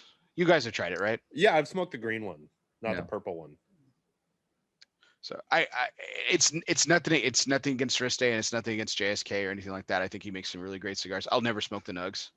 It's just it's a personal choice on my end. But what I will say about Riste on this decision to actually produce nugs, what a brilliant business move. Yeah. I mean, from my boy Joe D in the chat, from a business perspective, I mean, just fantastic, right? I mean, unbelievable. The foresight and the direction that things are going and stuff. And yeah, exactly. Because I mean, I think it's going to be at least somewhat commonplace in 5 or 10 years. Oh, I mean, it already is. I mean, CBD is being sold everywhere. Yeah. I mean, everywhere. I mean, so there's this. I love this pizza joint down here. It's a chain. It's called Marco's. They're all over the country. Really, I really love their pizza. They're fantastic. And for whatever reason, a bunch of franchisors were attaching them Marco's chains next to Family Videos. Do you guys remember Family Video? Mm-hmm. Like a really rundown version of Blockbuster. It was low budget Blockbuster, but it actually stayed afloat longer than Blockbuster has. It just it just recently went out of business. But like so the Marcos in my neighborhood, had the Family Video attached to it, and the Family Video started selling CBD. Like, I shit you not. Yeah, I mean, I could buy CBD stuff in the checkout line at every grocery store in town. It's crazy. It's just nuts. Well, guys, I know we've definitely had some fun this topic and everything. So how's the cigar tasting? How's the spirit tasting? How's everyone enjoying this tonight so far? I think this is a good pairing. The cigar to me has gotten more woody and earthy, I guess. Less of the spice and fruit. The whiskey, I can't decide whether I feel more like it is a high proof or young single malt or a more regular proof bourbon, because I feel like it's got like that burn, but I can't tell whether it's corn or high proof malt. Okay. I'm leaning more towards malt at this point. I feel like this is a single malt of some kind. Yeah, I was leaning on the other side, actually, on more of the bourbon side of the house. But as far as the cigar goes, I think I finished my cigar like half an hour ago, or 20 minutes, 25 minutes ago. He's like, what cigar?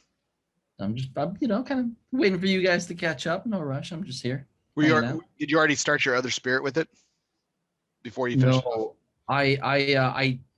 so yes, I did start the other spirit, but I had to put it down, man. Because honestly, my random pairing that I put together was terrible. Your shot in the dark pairing? My shot in the dark pairing was not good for that cigar. Let me pour mine and see how it goes, because I forgot we were going to do that.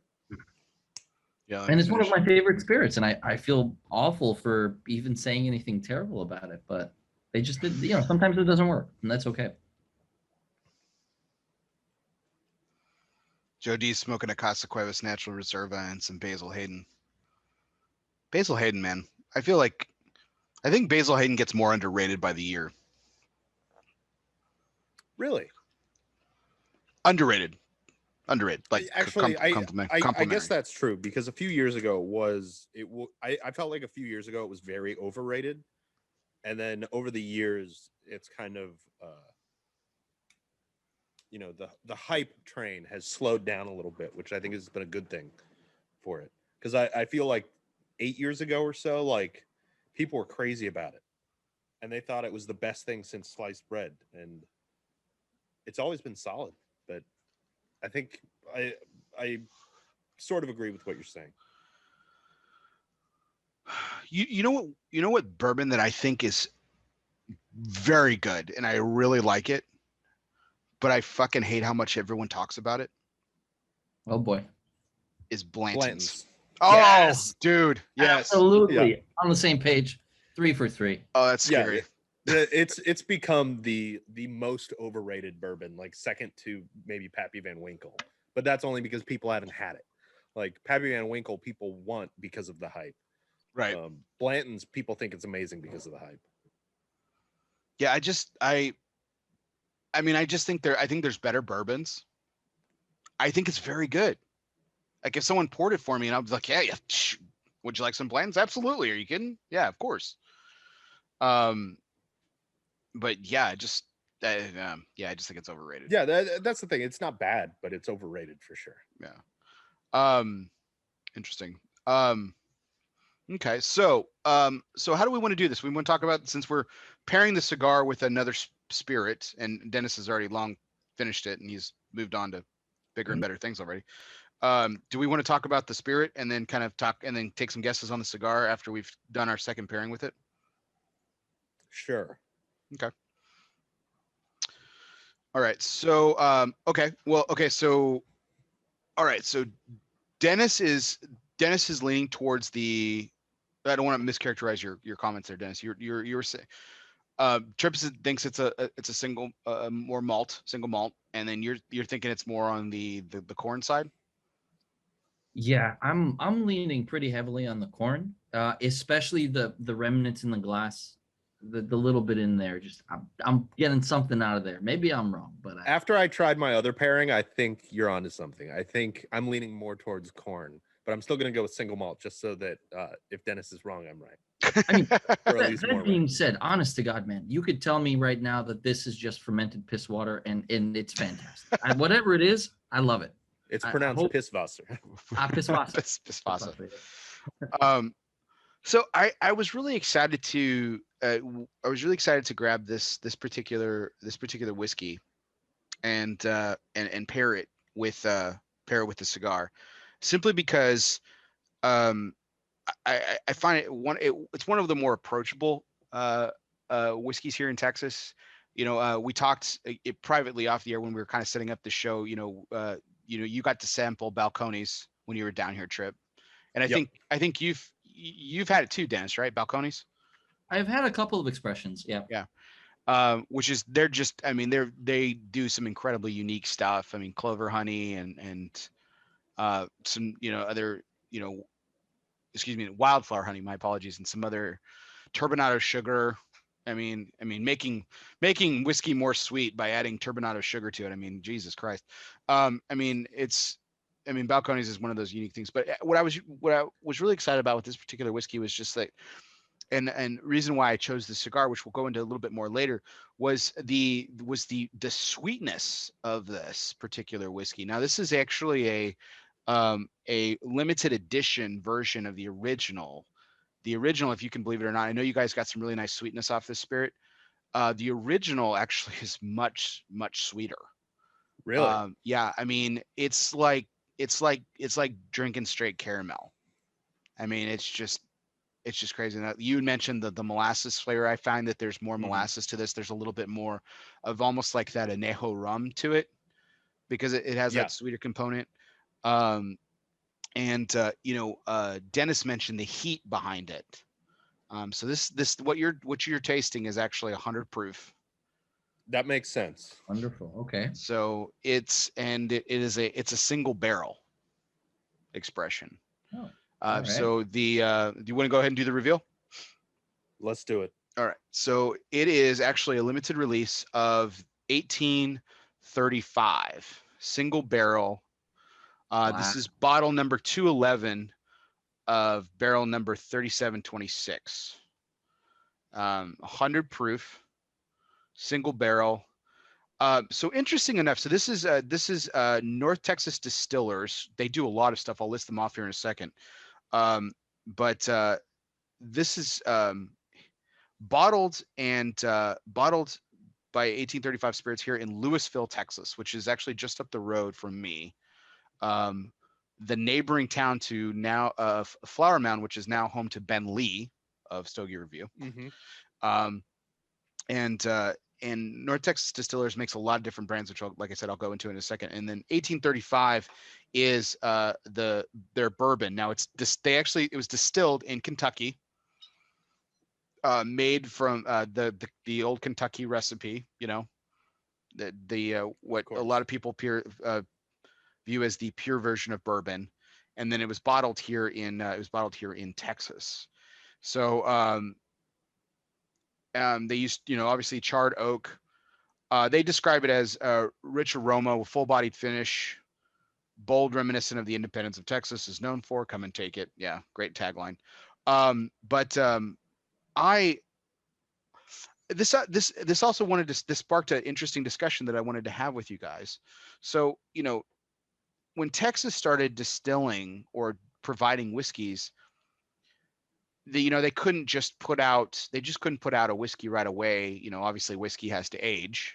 Mhm. So a lot of the distilleries here locally would go into business with Kentucky distillers, and their cigars were either aging over there, or they were purchasing barrels from over there and different variations of it. So, and I'm sure it was the same in y'all's neck of the woods. Absolutely.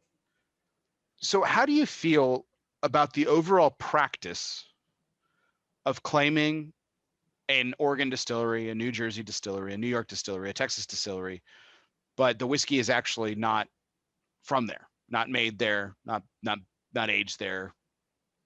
How do y'all feel about that description? I'm not a fan of it. So locally, most of the places that did that or have done that or are doing that disclose it.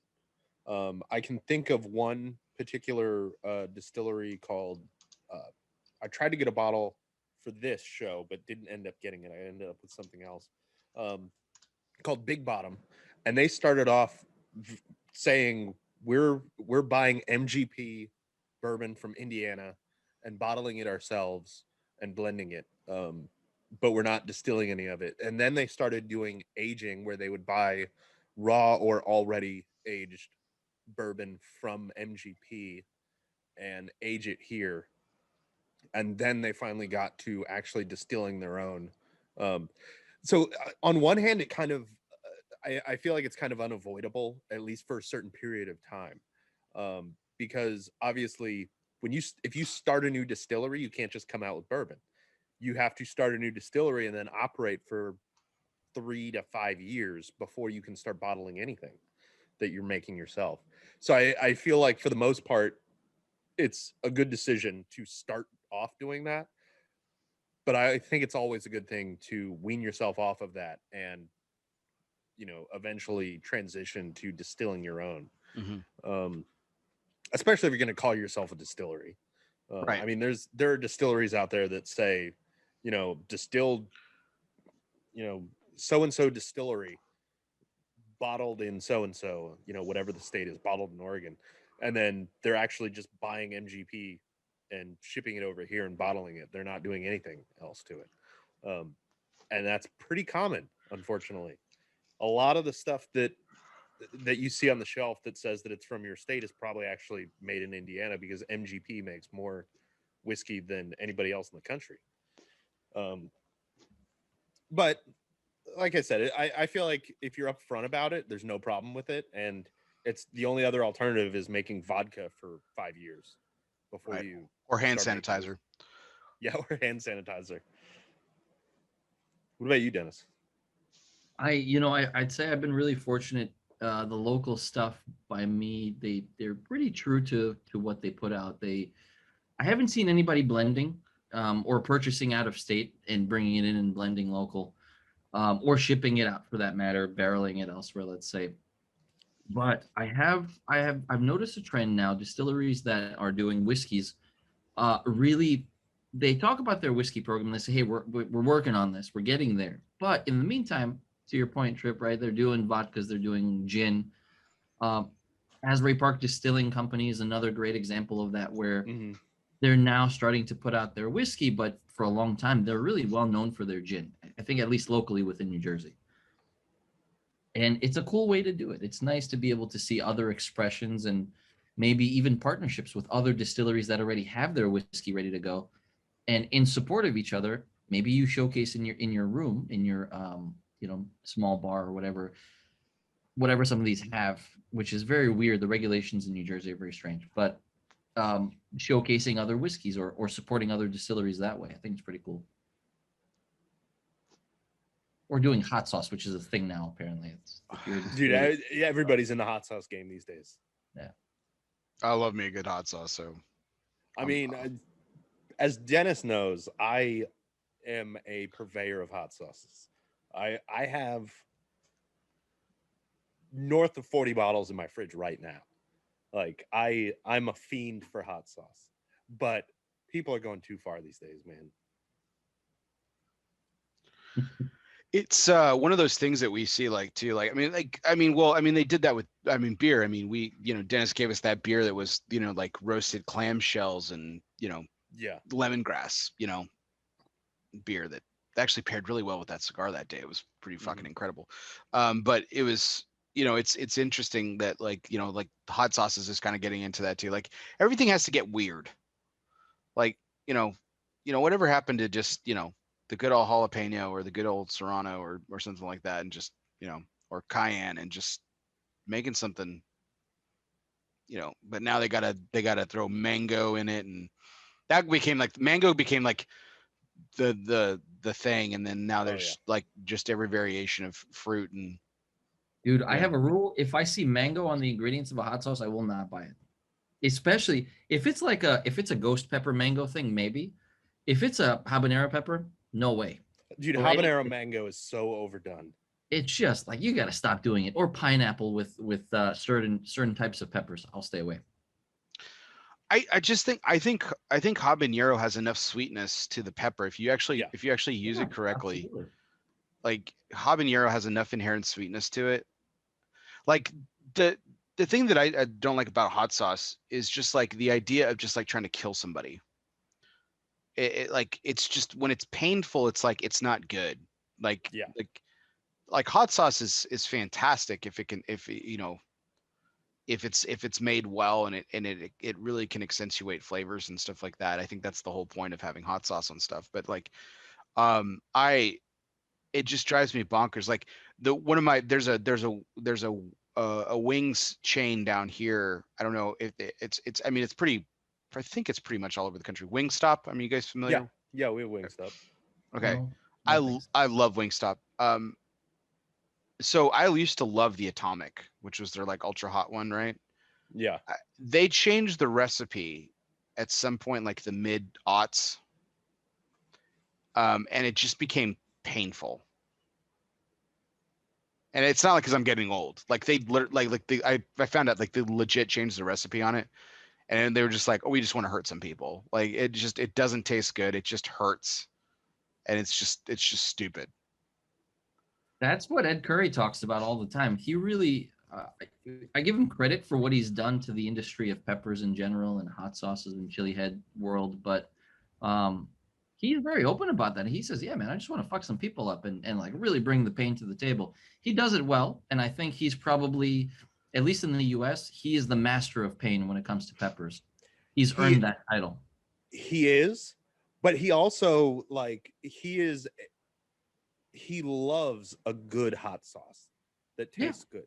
Like part of him loves inflicting pain on people, but he also loves just making amazing hot sauce. And he makes some of the best hot sauce out there. Fucker butt. That's right.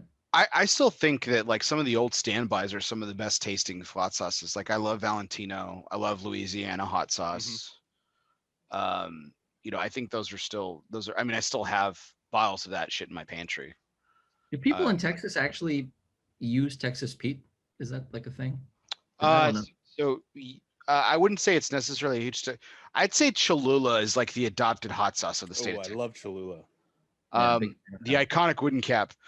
They have that shit that you can like at the Texas Ranger Stadium. You could pump it like ketchup.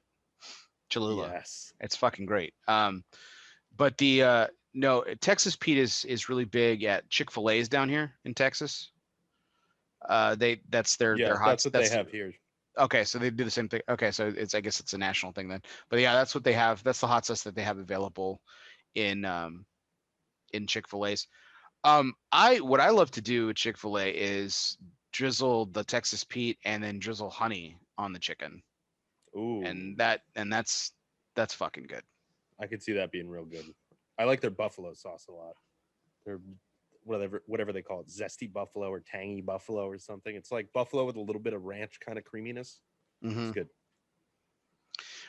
So we were talking about wings a second ago. I am a hot wing guy, but the hot wing ranch thing fucking pisses me off. I'm a blue cheese guy. Okay, so I'm not okay. Good. Okay, I've got someone else on my side on this. Sorry, guys. I'm a ranch guy. You're a ranch. Well, you'd fit in down here. So you need to move you and Jessica need to move to Texas because you'd fit in well here because they put ranch on everything. Oh, she hates ranch with a passion. Like Tom Cruise and ranch, that the world would explode. It's the same evil.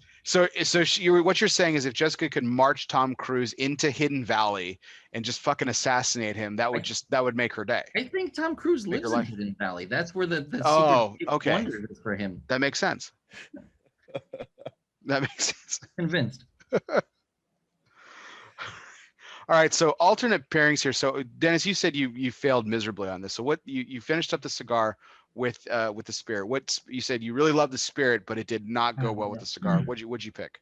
I'm a huge fan of this stuff, and I think that it wasn't the right, especially going from the bourbon. I think it just wasn't the right thing. But I did. Oh, you can't see because of the damn. But it's mezcal. It's Montelobos mezcal. Okay. Not, nothing crazy in terms of mezcal world, but a pretty solid spirit on its own for me, and I'm a big fan of it. But definitely not with this cigar. And I didn't talk about it much, but my pairing, I feel like was a little too hot and not full-bodied enough compared to yours. If I had switched the order, I think it would have worked better. But your bourbon was full-bodied enough that mine kind of pales in comparison, which seems crazy because it is Weller 107 Antique, which is, in my opinion, one of the finest bourbons out there. Tough to find these days, but every once in a while I find a bottle of it. For less than $400? For about 50, which is the going rate for them these days. Not in New Jersey. Well, that's the MSRP these days, I should say. Yeah, the MSRP. But I mean, it kind of tastes flat in comparison to yours, surprisingly. Joe D says 107's his favorite. This is, if I could only have one bourbon, it would be this one. I love this bourbon, but Bear nailed it with his pairing. I think the 1835 is just so rich. Like that's the thing. Yeah. Like, and it's got that sweetness that now that you've explained it, I feel like maybe it's deceptively sweet where it doesn't taste as sweet as it actually is. At least not on my palate, because Weller usually tastes pretty sweet, not immensely sweet compared to some, but it's on the sweet side, I would say. I think the Antique 107 though, it kind of gives that really nice. It kind of coats the palate with that kind of nice velvety richness, but it finishes with a lot more barrel, that woodiness, that oak. Agreed. And that just kind of tastes flat compared to the sweetness of yours, which I hadn't realized how sweet it was until I tasted it next to the 107. So the thing that I was really really enjoyed about my pairing was, and I think it fell flat as well. But I buy tequila by the case, guys. So I went with tequila. Casita Pasión Reposado was my choice for my alternate pairing, and definitely not as hot. It's only 80 proof, considering the 1835. But the thing that I love about this particular whiskey is that it has this real nice brightness to it.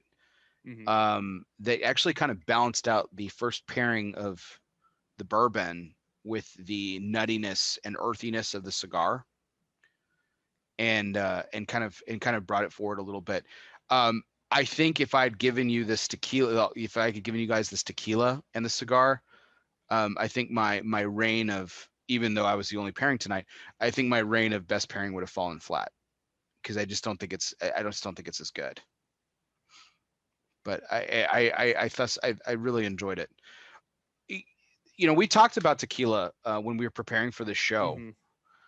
Mm-hmm. I'm a huge tequila fan, and I know you guys like it as well. Which tequila do you guys gravitate towards? I mean, are you guys hardcore? Do you guys silver, or do you reposado, anejo? Like, I am very I'm a complete noob when it comes to tequila. I've had a couple tequilas that I was really impressed by, but not very many. Like, I thought I hated tequila for like 15 years. And then I'm trying to remember what it was that I tried. It was I don't even know what it was. It was something that my old boss gave me that I tried at his house and like blew me away. And I was like, wow, tequila is actually really good. But I don't remember what it was. I love tequila. Joe D. Well, let's not glaze over the amazing compliment that he paid you, Tripp. He said, Tripp, you were by far the best pairing guy in the industry. Not even close, he says. I read that and I almost interrupted you with excitement. That means a lot to me, Joe. Thank you. That's I'm gonna take that to my grave. That's a huge compliment. I'm gonna go ahead and pin that to the top of the chat, guys. I'm gonna go ahead and throw that up there. I mean, that's pin worthy. That's high praise, and I really appreciate it. Thank you, Joe. Yeah, I mean that's saying something, Joe. And considering Tripp likes to put his wine up there, I haven't found a wine that worked real well with most cigars at this point. John Carney's a big wine guy, and every time he comes to town, we drink wine and smoke cigars. And I'm still, getting there in terms of really like enjoying wine with cigars. I'm just not. Wine just tends to dry up my palate a little bit unless the cigar is just really rich. It really just doesn't work for my palate very well. Like it's not like I don't enjoy the cigar, don't enjoy the wine. I do, and I enjoy the pairing. It's just I would prefer to pair it with other things. I think that Nick Melillo has been on record as saying that he feels that the best pairing with a cigar overall is coffee. And we've long said that like coffee or anything that's like beer aged with coffee or coffee aged whiskey or anything like that is like a no-brainer. It's easy. That's easy mode, is pairing anything with coffee, because coffee goes so well with cigars. It's unbelievable. Yeah. You're bound to have a good time coffee regardless of what you drink when it comes to coffee. Mm-hmm. Yeah. I think I mean I smoke coffee and cigars are just like the thing that I do most frequently, because I just don't drink as much as I think as between the three of us. I think I drink far less than y'all two. Not trying to disparage anybody, but I think just like overall, I think that's kind of my. I'm definitely, while my pairings have gone over well in this exercise that we've done over the years, I think that I'm still kind of the lesser sophisticated of the three of us when it comes to spirits in general. But I really enjoy this exercise. I just think it's a lot of fun. Well, not when it comes to tequila. You're definitely, I guarantee you have a better palate than I do for tequila. I don't get around tequila much. It's actually banned from my father-in-law's house. Oh wow. No tequila. That's interesting. There's got to be a story there. Oh, there is. I haven't heard the whole story, but I don't think I want to either. Fair enough. All right, gentlemen. Moment of truth. Do we want to talk about the cigar? Yes. Okay. Tripp, Dennis has said that he pretty much thought he had it within a couple of puffs. Do you want to take? Yeah. You want to take first guess? So you don't want? I will.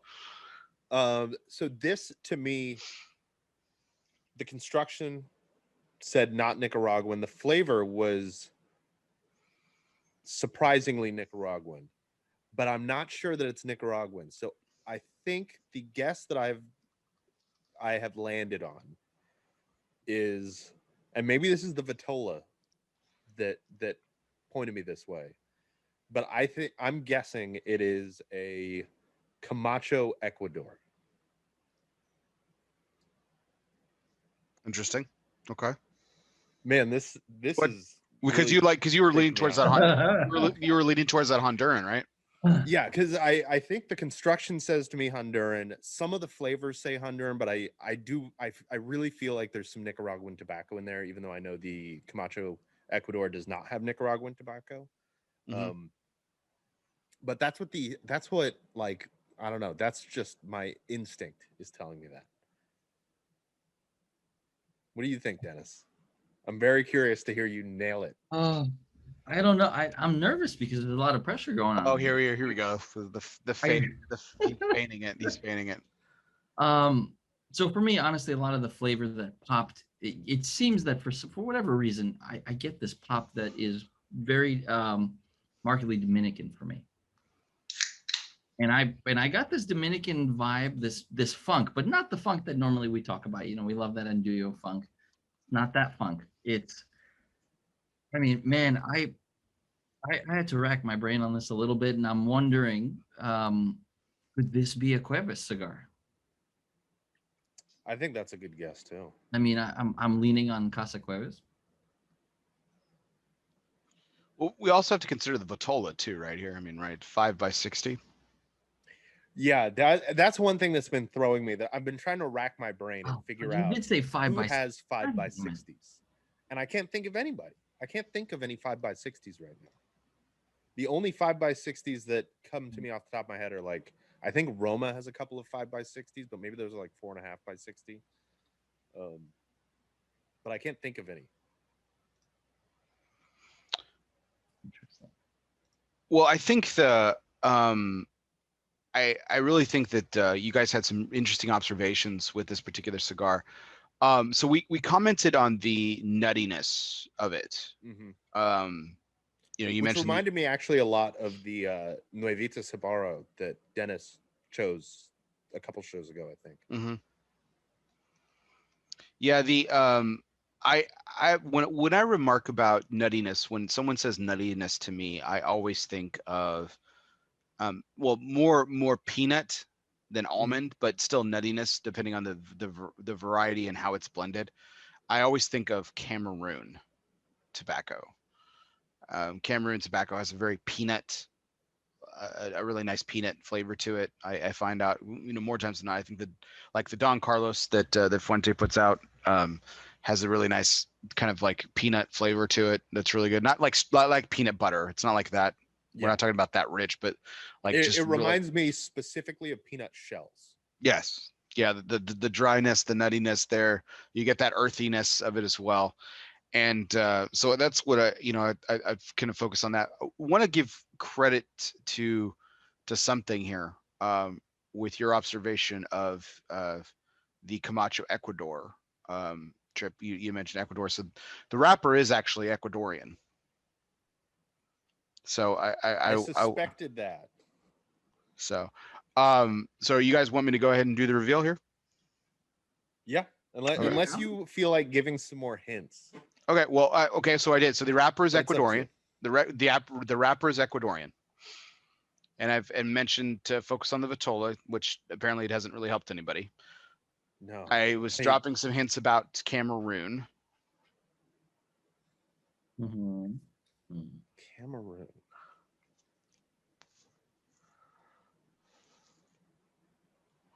I don't know. I say reveal it because I can't get any closer. I don't think. Okay, so I was really just battling between Vitolas on this when I sampled this bourbon, but I was like, man, this cigar is going to be absolutely perfect for it, and I was really excited about it. So I went and I decided to go ahead. Is this the Don Lino Africa? No. Okay. But good guess. Very good guess. Because the binder is Cameroon. No. Much like the Don Lino Africa, the new Don Lino Africa, rather. So the binder is Cameroon. The wrapper is Ecuadorian Habano Ligero. And the filler is composed of some nice varieties from Nicaragua. 3 fillers. Esteli, Condenga, and a Ligero leaf from Pueblo Nuevo, which is right on the Honduran border. So it was interesting, your Honduran observation. So the cigar that you have smoked tonight, guys, is the Romacraft Aquitaine. Cro-Magnon Aquitaine, specifically the EMH 5x60. I'm really surprised. Right. First of all, I'm surprised at myself that I didn't nail that because I've smoked a lot of these. I am not used to them having the sheen on the wrapper that this has. I feel like usually they kind of, because that one did go through my mind early on but I've never seen one that was as shiny as this cigar. Yeah, I think Well that the sheen is really, really beautiful about this. I really like the cigar. Coop actually guessed it before I did the reveal after all the, Oh, yeah. after all the hints and everything. So bravo to him. But yeah, no, I thought when I took a sip of this particular bourbon, I was like, yeah, this is good. Because what I really wanted to do is I really thought the nuttiness of the Cameroon, the spice component that comes from that Habano Ligero wrapper, and then the Nicaraguan tobaccos would play really well with the richness of the bourbon. So that's kind of what I was going with. I think the pairing worked really, really well. I'm very impressed with the pairing that you put I think on tonight. you definitely win it again on Yeah. perfect pairing. Awesome. Well, guys, I'm glad you all enjoyed it. I'm excited for version 7.0 of the show when we get to try y'all's different selections, which I'll be aging when Yeah, in the meantime. they end. Now you got Dennis's, right, Tripp? Yes, I did. Okay. I was really hoping that Dennis was going to arrive today, and I was like, well, we'll have 2 pairings today, but you know, snow apocalypse or whatever had to happen, so we will put these in reserve for version 7.0 over this. But I have an interesting idea for 7.0 along with the pairings that you guys have. Thought we could kind of tie in 2 events, which we'll discuss here later. So the next pairing that we're going to go with is a cigar that I gifted both y'all, and along with a spirit that I gifted you guys. Now you guys are well aware of the spirit already, and you guys already know the cigar. Yes. So this isn't blind or anything like that. But when I first drank this cigar, when I first drank this spirit, which is the next one is Gray Whale Gin, made with California botanicals. It's 100% Californian. Okay. So there's 6 botanicals that make up this gin, which there is juniper, which is of course heavily used in gin, limes, sea kelp. Really? Yes. Okay, I like that. Mint. Yeah, definitely get mint off of the nose. Almonds. I'm gonna pour this now. And fir tree. Love a good fir. So the juniper hails from Big Sur, California. The limes from good old Temecula. The fir tree is from Sonoma. The mint is from Santa Cruz. The almonds come from Central Valley, and the sea kelp comes from the Mendocino coast specifically. Cool.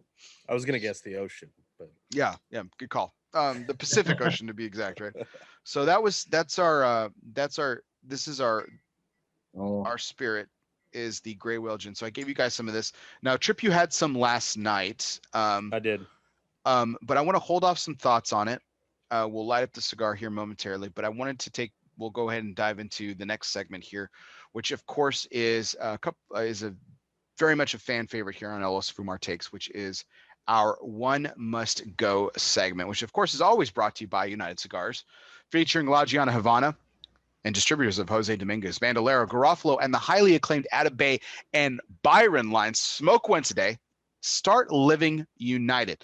Now here's the gist of this, gentlemen. You guys have participated in one of these before. The last time you were on the show was the first one, and Oh, right. my guests have participated in this. So the idea is I give you guys 3 items and one must go. Now I thought long and hard about this, and I thought we'd have a little bit of fun. We talk about how the fact that we actually met at the trade show, and one of the I guess we'll call it gaffes of trade show fame is everyone likes to take pictures of the shoes that they will be sporting at the trade show and wearing, because let's face it, we're on our feet for 4 days straight, 12 hours a day, and so it footwear is important.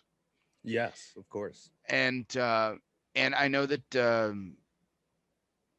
you guys particularly, and these are 3 very popular brands of shoes, and I actually own a pair of all three. I think you guys may own at least two of the three. But so this will be an interesting take. So I chose three different types of shoes, and one has to go. Okay, so here are the three shoes types. So we have Chucks, Chuck Taylors, the classic old high top from Converse. Thank you very much. PF Flyers let Benjamin Franklin Rodriguez outrun the Beast in the Sandlot fame, of course. So Chuck Taylors, right? Which have become kind of very stylistic in 2021 up until this point. All the different colors of styles and colors, and yeah, you name it. A lot of knockoffs too. The same with Vans. So Vans is the second one. There's a lot of Vans knockoffs. Our good friend Erica Tormson of Cigar Dojo likes to rock a good Van. I think Dennis also does as well. I think Dennis was rocking some You have Vans. a good memory. Dennis was rocking some Vans at the chiropractor this morning, of the picture that he took before he hit the slopes and I guess wrecked his back again. So, and then DC. So I thought about Airwalk, which is very much a 90s brand for all of us. They've really fallen out of favor. They've really fallen out. But DC, is a skater, quote unquote skater shoe of choice and everything. So I wanted to go with these three styles because I think you guys own at least two of the three, but I wanted to give you guys this choice. So Chucks, Vans, and DCs. One must go. Dennis, you're up first. Oh boy. All right. So all my buddies out there that know that I know one of them that is definitely not going for either of us, Dennis. Yeah. So I can't, man. I'll tell you this. I spend my summer times in the winter. Fine, I snowboard, but in the summertime, I try to act like I can still hang and skate the way I used to years ago, which is not true because some ways I've gotten better, but in most ways I'm just old and it just doesn't work as well. But having rocked all three for a long time, I can tell you, man, I have to get rid of the Chucks. That's just my Really? Okay. Vans. I pretty much wear. I don't know. Maybe once a month, every 2 months, I get a new pair of Vans, something like that. I'm rotating through tons of Vans. DC shoes I've had for years, early days skating, and I remember DC shoes you could buy at like TJ Maxx or Marshalls or whatever the local department store was for dirt cheap, and walk around like you were a cool skater, dude. Back before I used to skate. The Chucks, they were classics for me, but they've fallen out of favor as I've gotten older. I need that support. I need that old man support. That's what it is. I see so many people like doing CrossFit and working out with Chucks. Me too. It fucking just. Which I think is crazy. It is crazy. I don't get it. I just don't get it.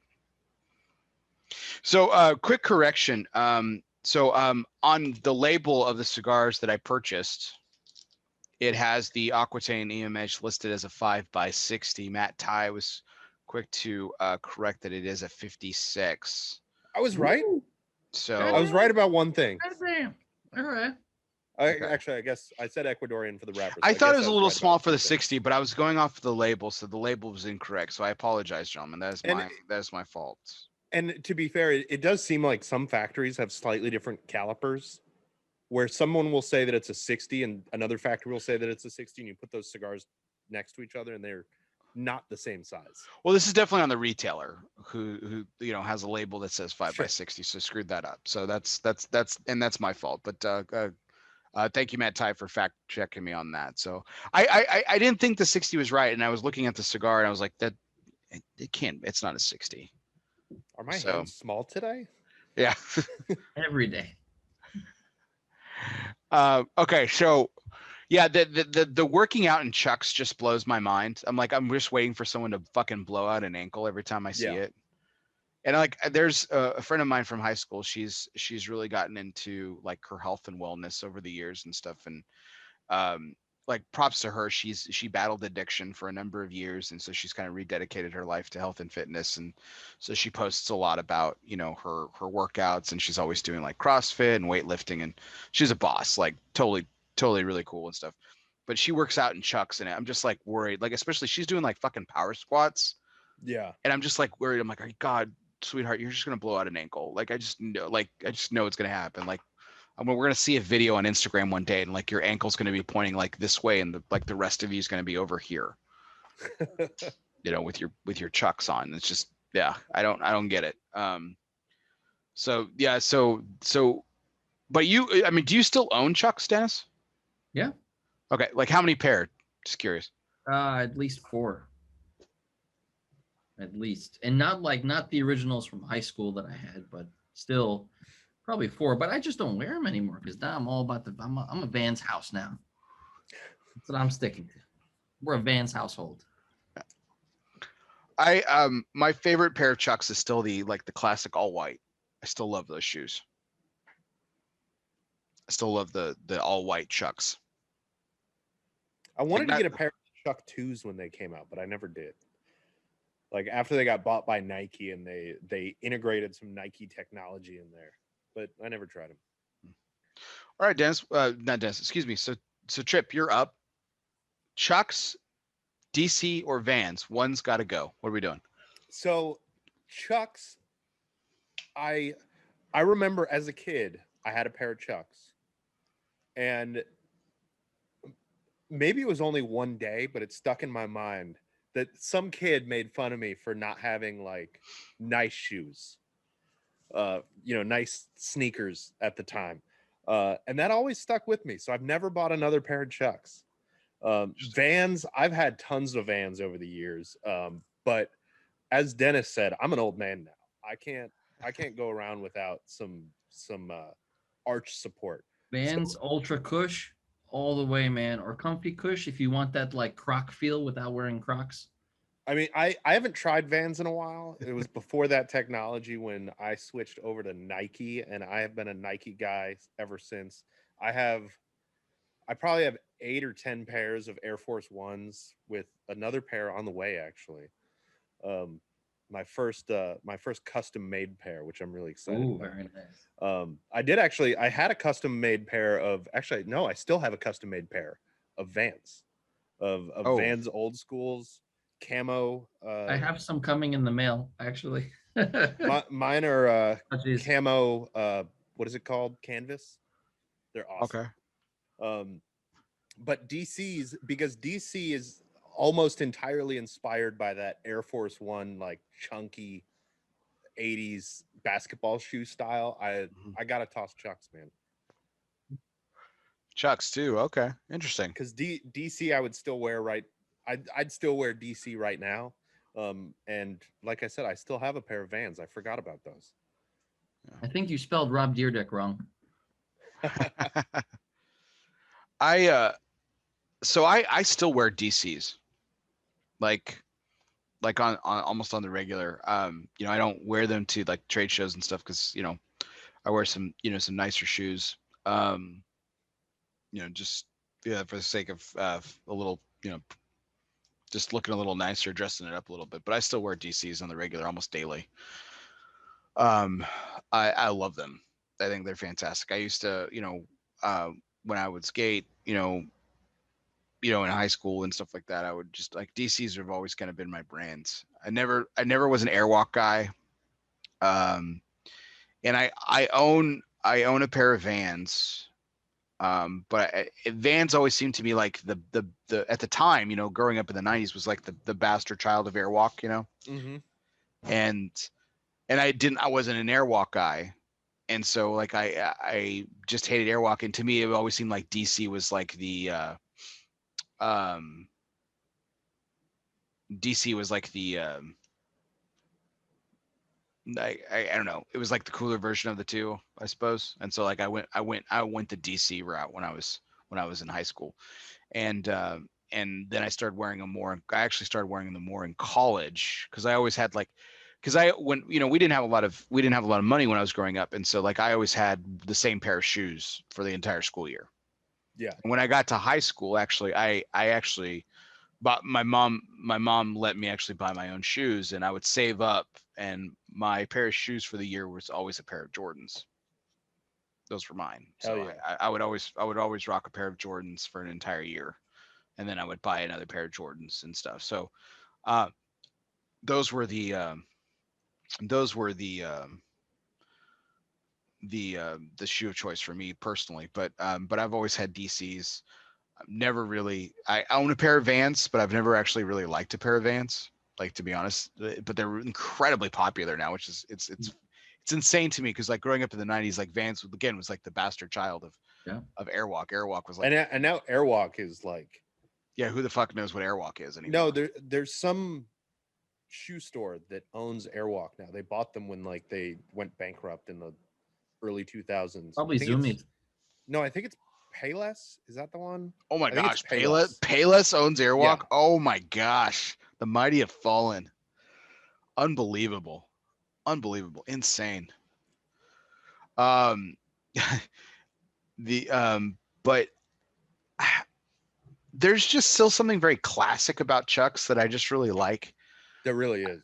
And my problem with Chucks has always been that my pants always drag. And so, I've always had a more baggy pant. Mm-hmm. I've just never worn the appropriate length of pant. It's just never been comfortable for me. I'm right there with you. So therefore the Chucks are always like dragging and stuff like that. That being said, I think that I just kind of like, based on like, I think I'm going to eventually come around on this, and my choice would change. But right now, on February 21st, 2021, I think that Vans have to go for me, which is a really controversial choice, but there's kind of, that's kind of me. Like DC is my shit though. Like that's my jam. So I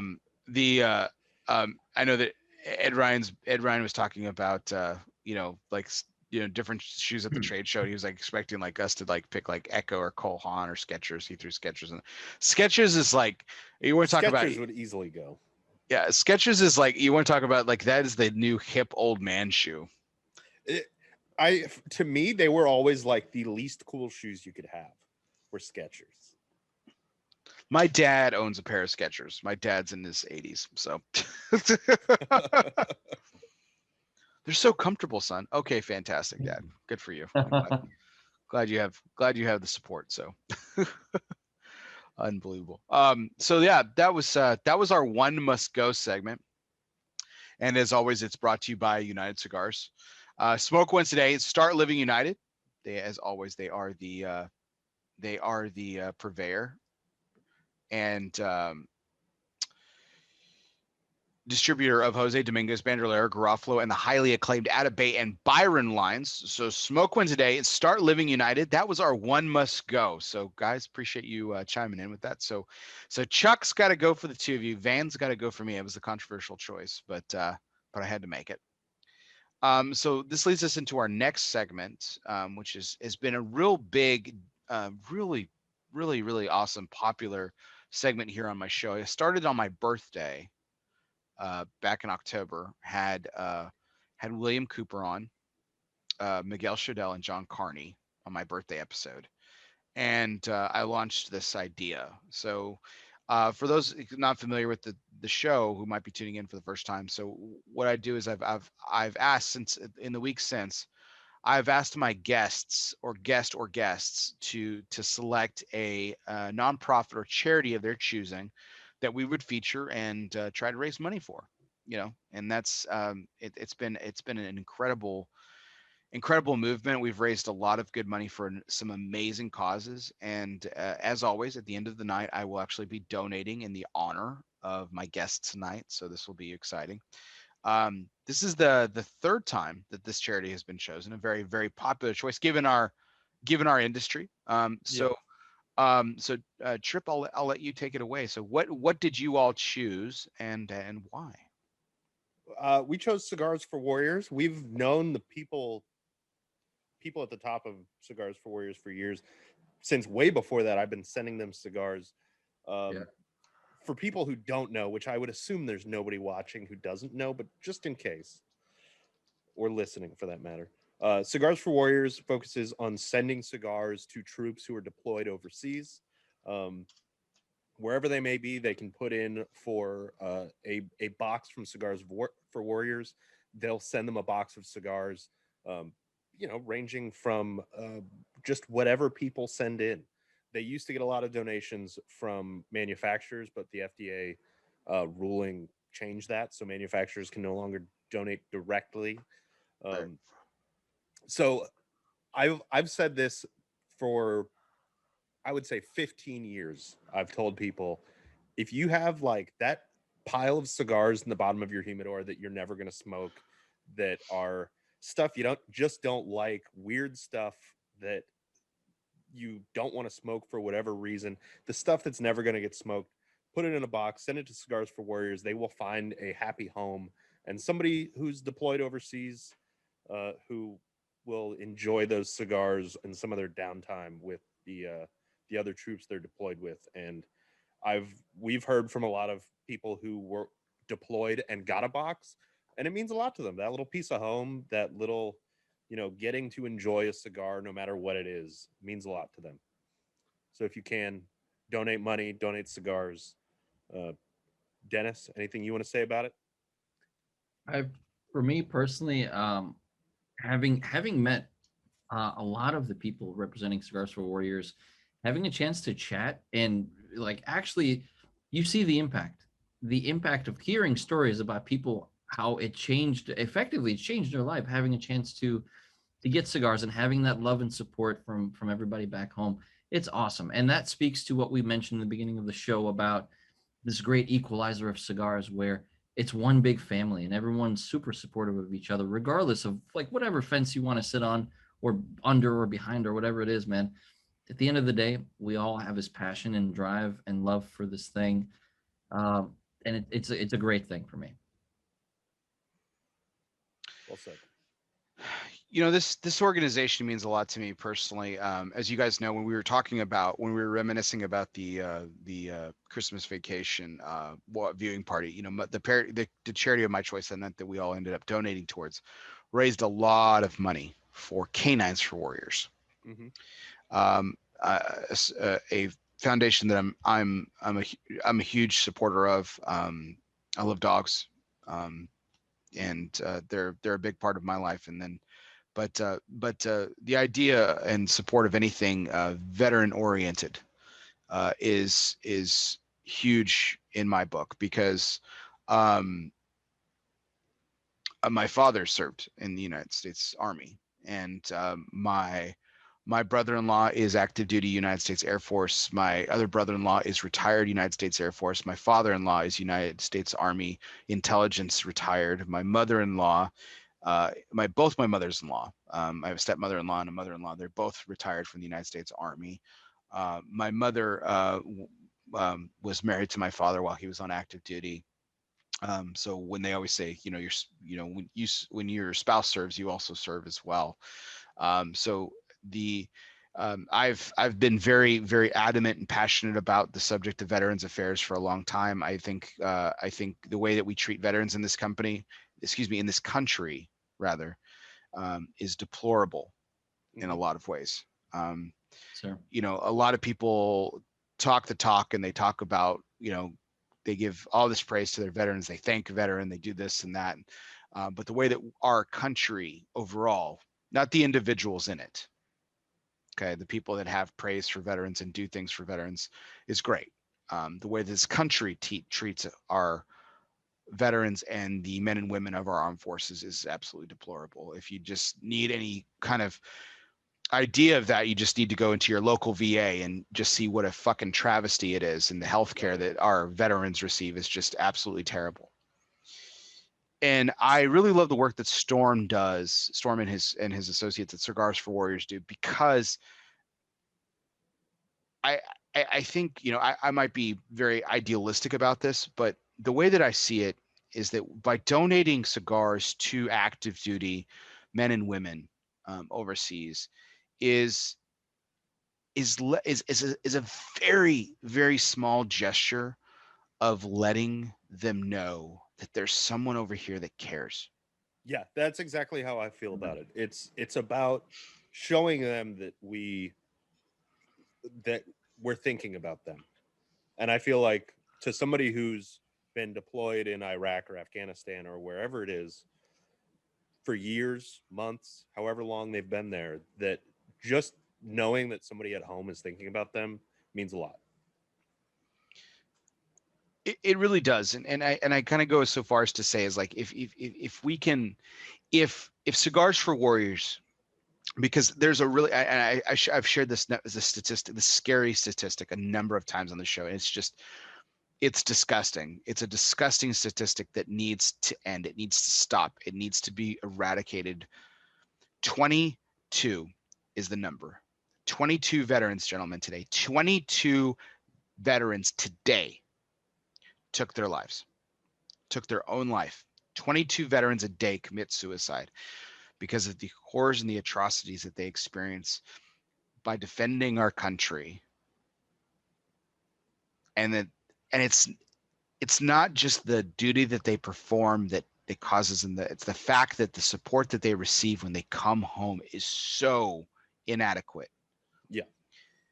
And if Cigars for Warriors can change that number by a small amount, by letting them know that we care, by letting them know that there's someone here that appreciates, that there's someone there who cares, it is by far, for me personally, is by far one of the greatest gifts that I can pass on. So it's an incredible thing that we can do, and it's an incredible organization. And there's throngs of, like, Canines for Warriors is another one. There's throngs of great organizations for veterans. So I really implore you guys to, like, if Cigars for Warriors is something that you've donated to in the past, you guys want to explore different ones, that's fine.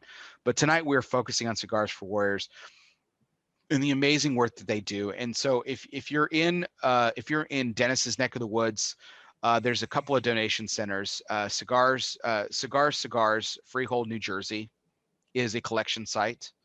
There's also a couple of others.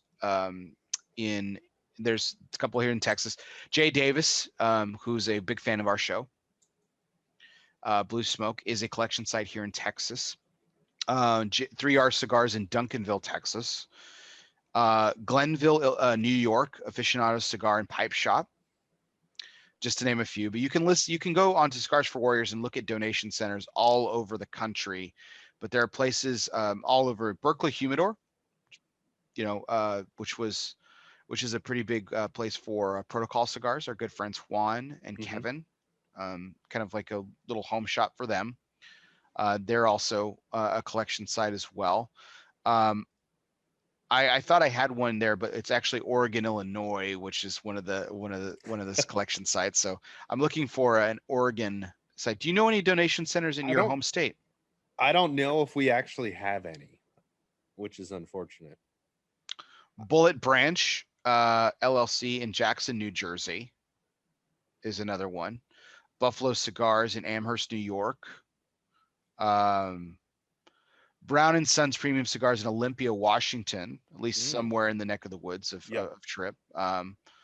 Ed Ryan says Cascade Cigar. I thought they might, but I didn't want to call it out specifically. I know they have that little basket, but I wasn't certain that it was Cigars for Warriors.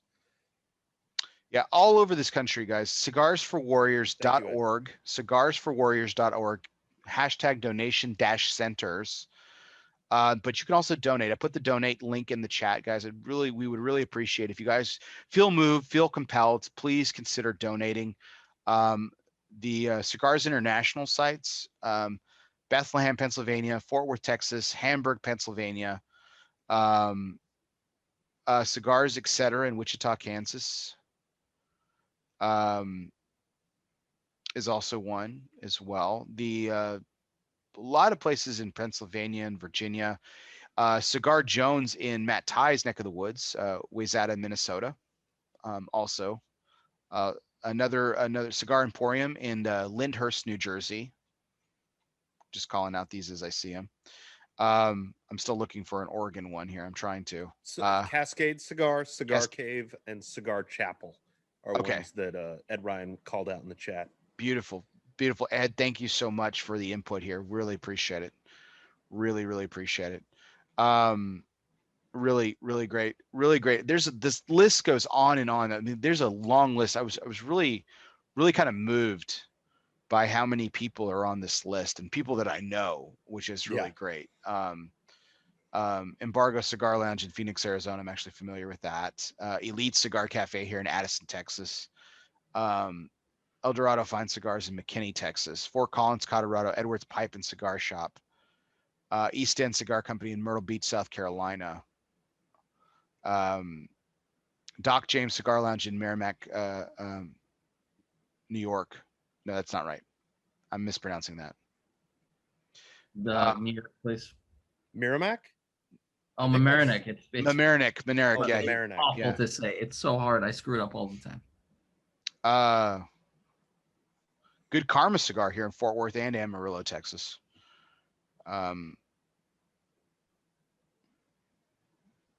Just going to name a couple more here. If you're in the Dojo neck of the woods, Flavor of Havana, Aurora, Colorado. Portsmouth, New Hampshire, Federal Cigar. Dover, New Hampshire, Federal Cigar. Lot of great donation sites, guys. A lot of donation sites all over. Just check it out. cigarsforwarriors.org/donations-centers. Check out those. Consider donating. We really appreciate it. Havana House, Tony Bellato's place, Niles, Ohio. Absolutely. All of Tony's shops, Youngstown, Ohio, also a collection site too. In Joe D's neck of the woods, in Rhode Island, at Warwick, Rhode Island, Havana Cigar Club in Warwick, Rhode Island. So guys, really great proprietors, really great places. Consider donating some cigars. Great. Tripp has a great point. You got some cigars at the bottom of your humidor that you have no intention of smoking or don't see yourself smoking. Guys, a little bit goes a long way, whether it's monetary or whether it's just a few cigars in some of these donation buckets at these shops. It does an incredible amount for these men and women who are defending our country day in and day out, and it goes a long way. So really appreciate you guys bringing this to our attention. Like I said, they've been chosen a couple of times already on this segment. I love it. It speaks very personally to me. I'm a big advocate for veterans all over this country in any possible way. It just means a lot to me. So thank you, everybody. Gentlemen, thank you for choosing them. I really appreciate it. Yeah, absolutely. It's a pleasure to support any way we can, man. All right. So going into our next segment here, we're doing another pairing because the North Pole decided to relocate to the entire United States, as we were lamenting at the very top of our show. So I sent in with my package, I sent some other additional cigars and another spirit to try along with the 1835 bourbon that we've already drank and smoked with the Aquitaine EMH as well. So I gifted you guys a selection from Pichardo Cigars, Ace Prime, Luciano Meireles. And it's the Classico, which is a Sumatran wrap cigar made at the Tabacalera Pichardo factory in Nicaragua. And the Gray Whale Gin that we talked about a moment ago, juniper from Big Sur, limes from Temecula, fir tree from Sonoma, sea kelp from the Mendocino coast, mint from Santa Cruz, and almonds from Central Valley. So, gentlemen, we've been smoking a little bit on it. We've been drinking a little bit. So I want to get your thoughts, because I said earlier in the show, I said when I had this gin for the first time, this cigar was something that I felt out. I was like, this is the exact cigar that I want with this gin. I feel it pairs wonderfully. I'm anxious to get your thoughts. I agree. I keep feeling like I don't taste any almond in the gin, but I get almond from the cigar. And I can't tell whether that I'm getting the almond because of the gin. Because sometimes I've noticed that happening with pairings where a flavor that's very, very faint will bring out that same flavor in a cigar. But I'm really happy with this gin. This is just a delicious gin. I love that lime note brings like this brightness to it that I really like.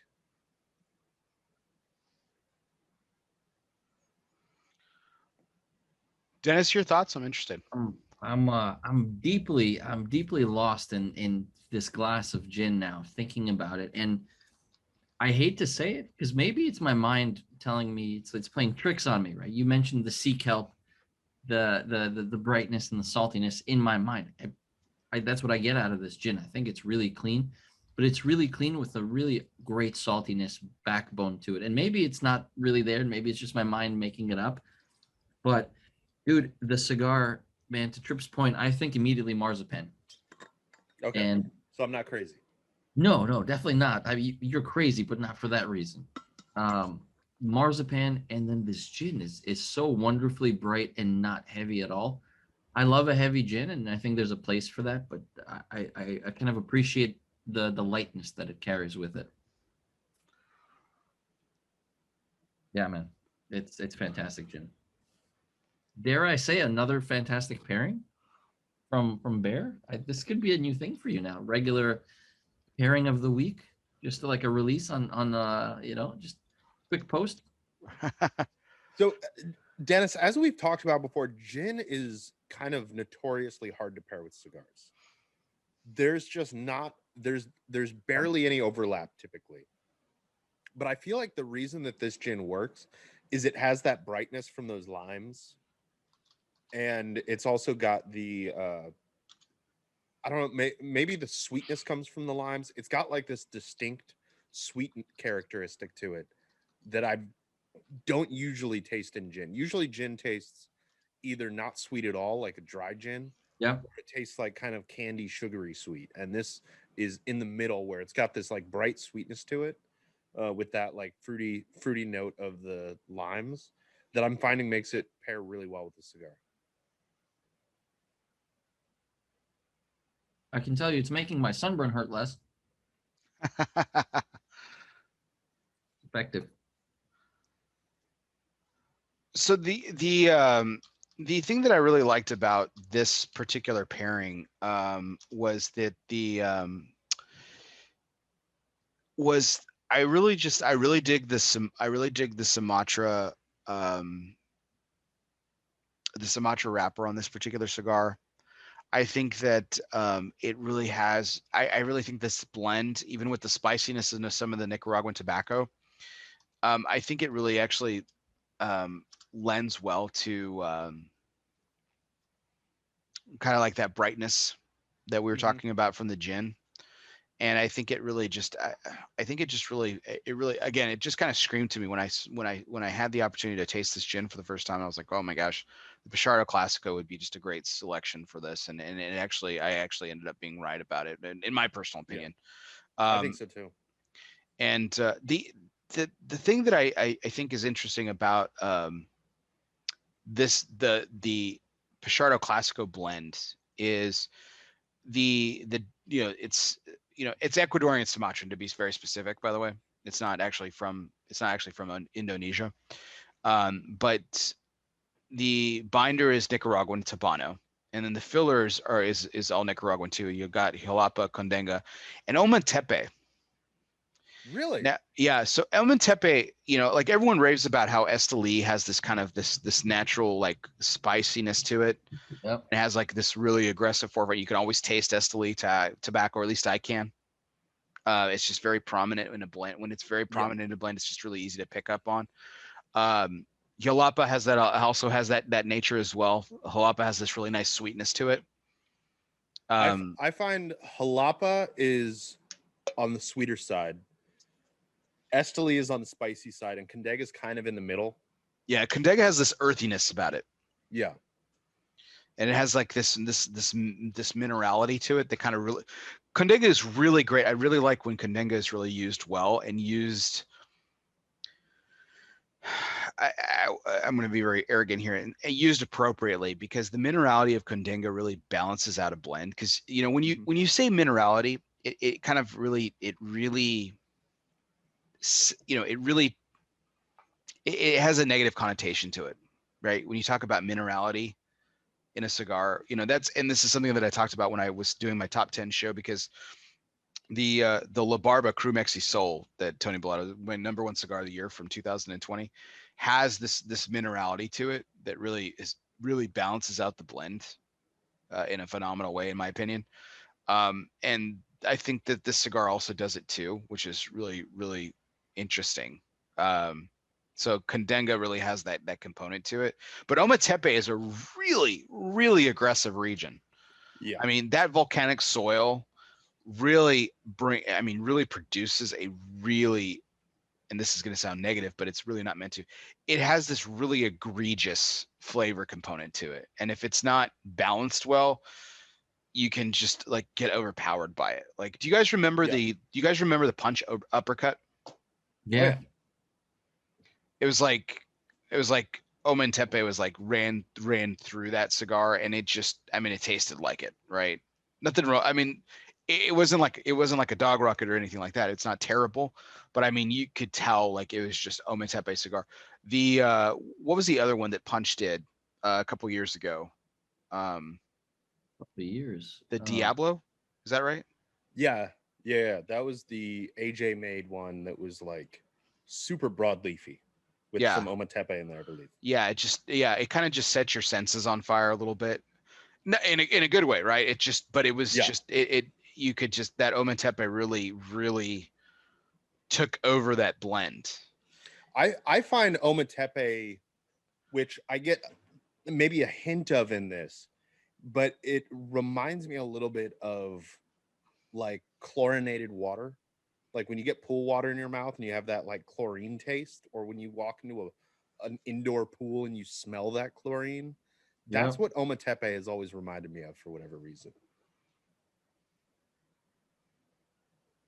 Yeah, I mean that's an interesting observation. I don't think I've gotten that out of it. It just, to me, it just, again, if it's not tamed or not balanced well, Ometepe just seems to overwhelm the blend more times than not. Like even more so than like Esteli.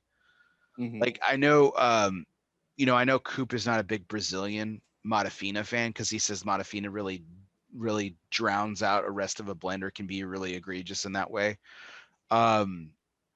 But I think that the Ometepe just has that unfortunately that negative connotation. Yeah. With it.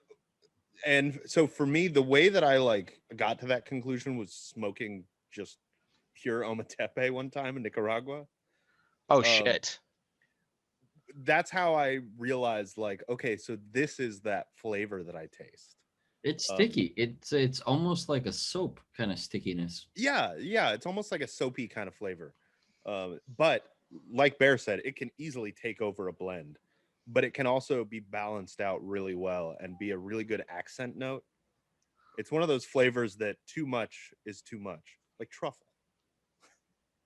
Too much is overpowering, but just the right amount, and it tastes fantastic. So it's funny that you say truffle. So speaking of truffle, so my first cigar in 10 days was this morning. Oh wow. Which was the Davidoff Anniversario. Mm. And Davidoff has that especially particularly in the white label, has that kind of that mushroomy like truffle mustiness about a lot of its cigars, and there was just something really beautiful about that Anniversary this morning. It might be because it was my first cigar in a long time, but I really like that. I'm a Grand Cru guy when it comes to the white label stuff. Like the Grand Cru is definitely my jam. Mm-hmm. But the Anniversario this morning was just absolutely fucking stellar. But the, we're talking about the Pichardo Classico, and I'm a big fan of his cigars. I'm a huge fan of the MXS Dominic Wilkins. I don't know if you guys have had that. I think I've had one of the MXS, but I can't remember which Okay, one. that needs to change because I need to get some of those out to you guys. I love the Dominic Wilkins cigar. It's fucking fantastic. The Tiago Splitter, which was the other one that they released. That was the one I had. I think I had the Tiago one. That was the one that I was just really musty, and it had that really truffly taste to it. I mean, just really dominated the profile for me. Again, this isn't a knock. I'm not bashing the cigar at all. But if you don't like that flavor palette profile, you would not like the Tiago splitter, like at all. Like it would be the worst thing in the world for you. Like if you don't like that, it would be awful. The MXS Dominique Wilkins is by far one of my favorite cigars. It's actually my favorite cigar that Luciano does. But I've really come to really enjoy this Pichardo Classico. I think it's phenomenal. What I really have I was actually in this interesting discussion. I'm going to digress for a second. And I'm going to bring another brand into the mix here. We were talking about Davidoff, which their quality control is kind of renowned, right? Oh yeah.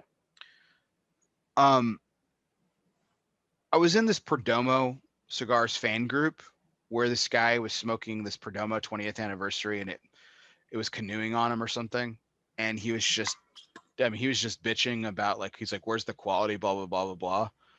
Like he was just really upset about it, and I was like, I was really taken aback by that, because I've always said that Perdomo Cigars is one of those like seriously handful of cigars companies that produces some of the most, I mean, say what you want about the profile, I think that's subjective, but technically I think Perdomo puts out some of the most outstanding technically performing cigars that I've ever smoked. And I've smoked, I think I said dozens, but it's at this point, I think it's probably hundreds of Perdomo cigars over the years that I've smoked. And I can honestly say I cannot remember, just like with Davidoff, I cannot remember having a poor performing cigar from those two companies, like ever.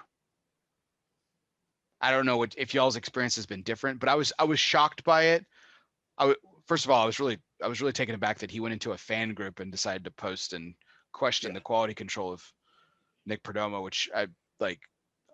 If that guy's not banned by tomorrow, I'd be shocked. But like, because I know the pride that Nick takes in his production, right? I mean, well, everyone takes pride in their production. That's not it. But Nick especially, I feel like, is very, very possessive about it, and he's and rightfully so. Like I think he backs it up. And I've always said that about his stuff. I think it's like, say what you will about the flavor of the cigar, you can, I think that's subjective, but I think technically speaking, I think this Pichardo Classico, I've smoked so many of them in the last year. And it's the same thing for me. Like, I think that this cigar performs incredibly well. How are you guys enjoying it? Like technically speaking? Oh, the burn is perfect. The draw is perfect. Technically speaking, like, it's spot on. So you guys think the pairings well? How do you feel about the cigar specifically? I get a lot of that minerality you're talking about. I'm trying to think of how to express my thoughts. I get a lot of the minerality you're talking about. I get just a kind of a hint of like more dark earth, kind of like, the dark wet soil kind of earth, with a nice spice and just a hint of sweetness. The minerality is kind of the story here. So I feel like if you hate minerality, which I feel like I usually do, but I'm really enjoying this, the minerality is just balanced so well with that sweetness and the spice. Yeah, man. For me, going back to the cigar now, I actually had to let it sit for a little bit. I'm trying to pace myself. Going back to the cigar, the one thing that really pops for me, there's a brightness that I get out of it, but it's a brightness that very clearly now I'm thinking about it reminds me of enoki mushrooms. I don't know if you guys have had enoki mushrooms. They're kind of very slender, almost like a spaghetti. They look like kind of spaghetti, but they have this really distinct brightness. It's not like an earthy mushroom as much as it is, to your point, Tripp. It's almost that minerality, that same sort of minerality where you can't have. Okay. You really need to balance it out. You can't have too much of it, otherwise it just overtakes everything. And actually, man, the gin I think is really working fantastic with this as well. It just brings out all those great flavors. Yeah, I think so too. I was I really, feel like the gin almost makes the cigar pop a little bit more. it does. It's the brightness, right? Yeah. Right. That's what I really, I just gravitated toward the cigar when I had this gin. I was like, because I think that the Classico is I think it's so nuanced because of the minerality of the Ometepe, because of the earthiness of the Condega, the Sumatran, again, the Ecuadorian Sumatran, which is Sumatran is one of those leaves. It's really interesting to me that, um, you know, I was I was actually, not to name drop here, but I was actually having a text conversation with Pete Johnson this week, and we were talking about his use of Sumatran, and I really enjoy that because everyone knows Pete is the broadleaf guy, right? Oh, him yeah. and Nick Melillo are like the broadleaf kings, right? Or what's Nick's nickname is the chief of broadleaf, right? But everyone raves about Pete Johnson's use of broadleaf and how well he does with it, and I'm not disputing that. I think what Pete does with Sumatran trumps what he does with broadleaf I any agree. day of the week. And again, that's not a knock to Pete at all. What he does with broadleaf, in the slightest. I think I really enjoy what he does with Sumatra, and I think he really understands that tobacco. And I'm digging myself in a hole, like he doesn't understand what broadleaf does. But I'm just saying, like I thoroughly enjoy the way that he uses Sumatra, and I think he understands it. I think he really gets the most out of that tobacco when he blends with it.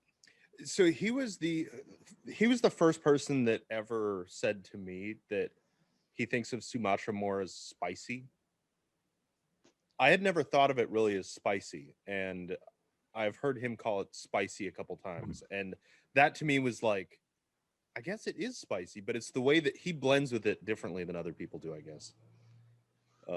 But I agree. I think his Sumatra cigars are fantastic. Well, I think spicy is relative, right? Like, because when you like, we were talking about hot sauce a minute ago, right? Like, there's ghost pepper spicy, and then there's jalapeno spicy, there's black pepper spicy, right? And they're all different levels of spiciness. And so, like, when you talk about, that's like one of the most overly used terms in cigar reviews is like, oh, this has a nice spice to it. Like, well, what kind of? I mean, there's baking spice, there's nutmeg and cinnamon. Cinnamon has a bite to it. Yeah. It has some nice sweet undertones that make it delightful with when you pair it. But I mean, think about Coca. I don't drink soda anymore, but Coca-Cola is got cinnamon in its forefront. That's it. And that's when you think of Coca-Cola. What is Coca-Cola? Coca-Cola is spicy. It has a kick to it. Is it like drinking jalapeno? No, that's a different. Again, we're talking about different types of spice. So like that's one of the things that really grinds my gears a little bit when I'm reading reviews or when people are just talking innately about like the cigars that they're smoking. They're like, oh, this has a nice spice component, and I try to be wary of that because I'm sure I'm guilty of it too. Like, okay, well, what kind of spiciness are we talking about? What kind of spice are we talking about? Because there's so many levels of it. Yeah. Interesting. Well, I'm glad you guys are enjoying the pairing. This is really good. So I definitely have to get you some MXS Dominique Wilkins because that cigar's fucking outstanding. I guess I need to try it. I will make that happen. So when the mail starts working again. So hopefully one of these days. Yeah. So so we're gonna go into a fun topic that you guys have selected for us tonight. But before that, I need to take a quick break. So while I'm doing that for just a moment, I'd like you gentlemen to take over for just a moment and talk about what's going on with not just sharing our pairings, but you also have Cigar Chat and a couple of other opportunities. So I'll let you talk about that, gentlemen, for just a second, and I will be back momentarily.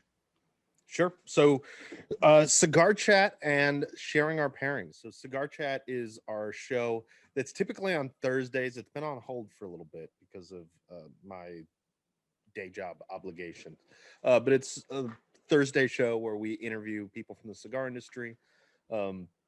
Sharing our pairings is Dennis and my pride and joy, which has also been on The baby. hiatus for 3 weeks or so because of, again, my work obligations. But, you know, that happens once in a while. But check out Sharing Our Pairings. It's where we hang out, smoke a cigar. We smoke the same cigar, pair it with 3 different options each, and talk about how we feel about it. And people seem to enjoy it, and we enjoy it. So check it out. I want to go back to one of the comments that Ed Ryan, he was talking about a gin that we have to try that's made locally.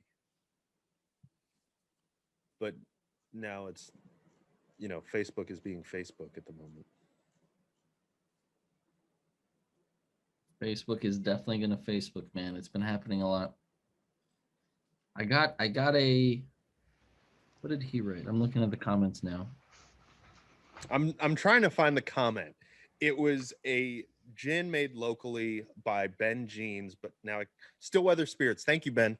Yeah, there it is. Yeah. I haven't had it, but now I need to go find a bottle so that I can try it out because I'm in Oregon. So that butterfly gin was really great that you sent a while back. Yeah, I'm a big fan of that one too. Really good. Yeah, I really need to try that. It sounds delicious. And Ben says it pairs well with cigars. And you want to know what we're smoking? We're smoking the Pichardo Classico at the moment. And we just finished a mystery cigar, which turned out to be the Aquitaine EMH from Roma Craft Cigars. Welcome back, Bear. Thank you very much. I appreciate you guys taking over for a second. I also love when I have you guys on because that means that Ed Ryan always pops in and participates. Yeah. I have no doubt that that Ed, you know, is a fan of my show and actually enjoys listening to my show from time to time. But he definitely is more active when the Sig Fed boys are on. So I always appreciate it. I'm you know, I've known him for a long time. So anytime I'm on air and he has the chance, he'll pop in to chastise me.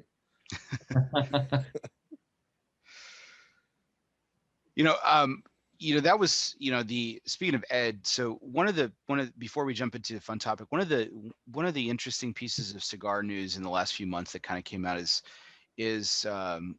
the news with Miami Cigar Company. With a lot of people leaving,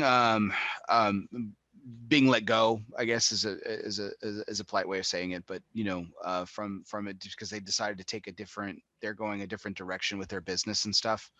And Ed I think repped Miami Cigar for, I'm sure he'll correct me if I'm wrong, but I'm pretty sure it was close to a decade.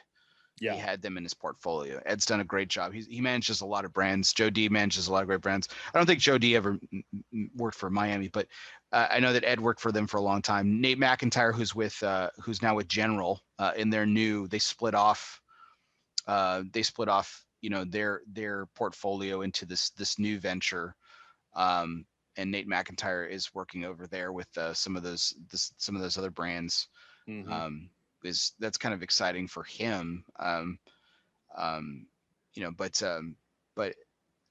when you guys saw because I know you said how close you are to Ed and stuff, when you guys saw the news about Miami Cigar Company making this business decision, and with a lot of people who'd been associated with the company for a long period of time having to go a different direction now, what were your kind of your initial thoughts on it? I'm curious. Because I'm a big Miami fan. We talked about the Don Lino Africa a few moments ago and things like that. Mm-hmm. Well, my immediate thought was, what does that mean for Ed?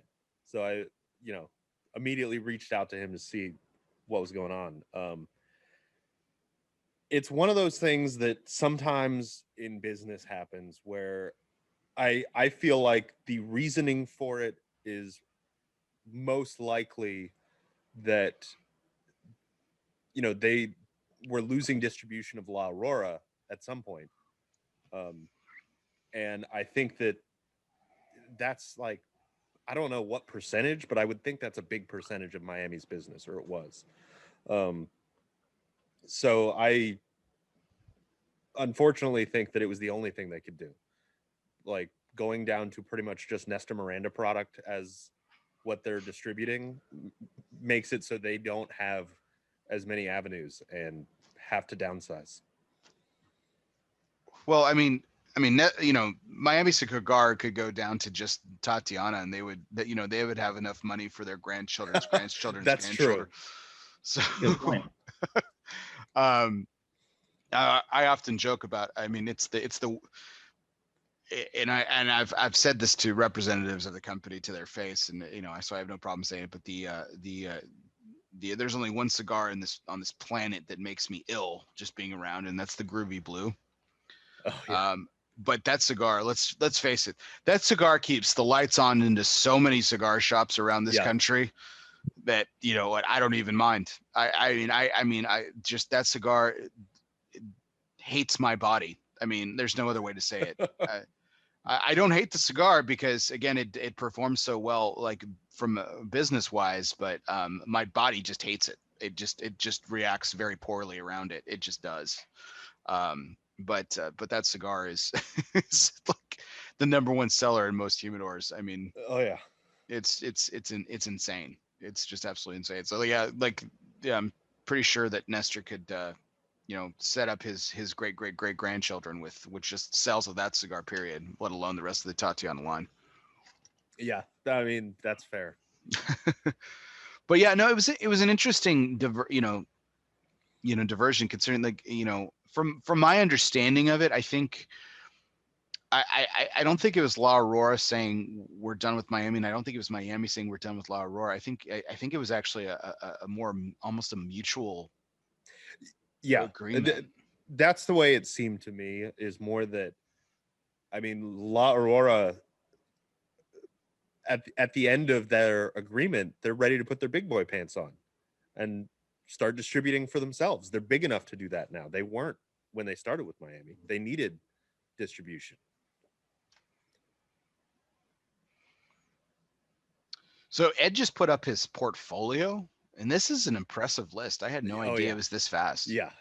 So he's actually still with Toscano. Mm-hmm. He's got Dunbarton Tobacco and Trust. He's with Steve. CLE and Asylum. HVC, he's with Rainier. United Cigar. Sutliff Mac Baron. I'm actually not familiar with that very much. Pipe tobacco. Got it. Okay. Patina. Mo Molly. Solid. Lotus and Vertigo. Great accessory line. And JMG, excuse me. I think that's like, almost, I don't want to pigeonhole any like brokers who are like listening and they don't have one, and I'm going to make them feel bad. But I feel like that's like the really mark of some of the really great brokers is that they have like this phenomenal portfolio of brands, and then they have like a really solid performing accessory. Yeah. In their wheelhouse. Like Dave Brophy down here in Texas has Jetline, and that just, that just really does well for him. Oh, I'm not surprised. That's what I was trying to say. Yeah. Coop, the guy with the scoop, is saying that he believes the Miami story will unfold more very soon. So I'm sure we'll have the details. Yeah, I'm sure over the next few months we're going to learn like the actual what's happening, what happened. Right now, like most of what I'm saying and what you're saying is speculation based on what we've seen. Yeah. Should have prefaced that for sure. But yeah, no, it just seemed more like a mutual parting of the ways, which is something to be said, because like that's pretty much the company line every time something, because no one gets fired in this industry. Yeah. Like everyone is, it's a mutual agreement to part ways and everything, when it's like no one, unless you're Sam Lucia, nobody admits to getting fired in this industry. Props to that guy for admitting that, like, unbelievable. But yeah, I think that I'm really anxious to see what comes of all of those brands. I think Toscano is actually really making this really interesting imprint in the American market. Agreed. La Aurora, I think I think is primed for a comeback. You know, which is saying something for a plus 110 plus year old company. And then, but you know, Nestor Miranda has been around for forever, and what he's done with Miami Cigar in general, I just, I think all three still have a lot of juice left in them to where they could really do something in this industry. And maybe this, maybe the breakup or whatever you want to call it, maybe it actually ends up being a blessing in disguise for all three of those brands. Maybe they're able to, spread their wings and actually do stuff that they couldn't have done as a collective unit. That might be. Yeah, exactly. So, all right. Well, gentlemen, I've been stalling long enough. So you guys wanted to surprise me with a fun question, fun segment for this particular during this particular pairing. So I'll let you guys take the wheel here. Dennis, do you have a fun topic? Oh, absolutely. Oh, indeed, Right. I do. It's really more of a, I would say, an odd question, and maybe one that I've asked myself too many times, and I just wanted to share the weird with you guys so I don't feel as weird. But now imagine if, let's just hypothetically picture this situation where animals could talk, right? Now, if you stay with me on this, there's a good point here. Now, if animals could talk, what would you think, in your opinion? And I formulated my own opinion on this already. What animal would be by far the rudest if it could speak? What do you think? I'm gonna go with the shoebill stork because I just think they're actually really, to be fair, they're really docile around humans, but I think the shoebill stork would really be kind of that rude and persnickety almost creature. What do you guys think? I mean, I gotta go with cats. Cats would be the equivalent of having my daughter around, where it's like we have to beg her to ask for things because she's just like, Daddy, get me milk. I'm like, no. And then it turns into 20 minutes. You got legs. That would be a cat. That's how a cat would be, where the cat would come up and be like, yo, pet me, bitch. And you'd be like, my hands are busy right now. I'm cooking dinner. And they're like, I don't care. Doesn't matter to me what you're doing. I'm gonna throw up problem. at your feet. So go fuck yourself. Yeah, exactly. Yeah. Cats would be assholes if they could talk. They'd be worse than they are already. Very strong stance. All right. Yeah. So I'm not a cat fan. I have a cat because my son wanted one, and so for his birthday this year we got him a cat. My wife got him a cat. My wife got both my kids cats last year for the birthday. Yeah. So I am not a cat person. The cat that we got, which is an orange tabby cat, and my son decided that my son named him, so his name is Marshmallow. So I just lament that he's a toasted marshmallow is kind of where I kind of go with that. Strong name. Good. Yeah. And the only time that he really annoys me is around mealtime because he acts like he's fucking starving, and I'm like, dude, I just fed you, man. What the fuck? Like, get over yourself. But overall, he's actually not bad. I tolerate him pretty well. He's also taken to sitting on the chair behind me all day long. I work from home, so all in my Zoom meetings, I got this fucking cat sitting behind me, and I'm like, oh god, everyone thinks I'm a cat person. This sucks. I'm definitely a dog person.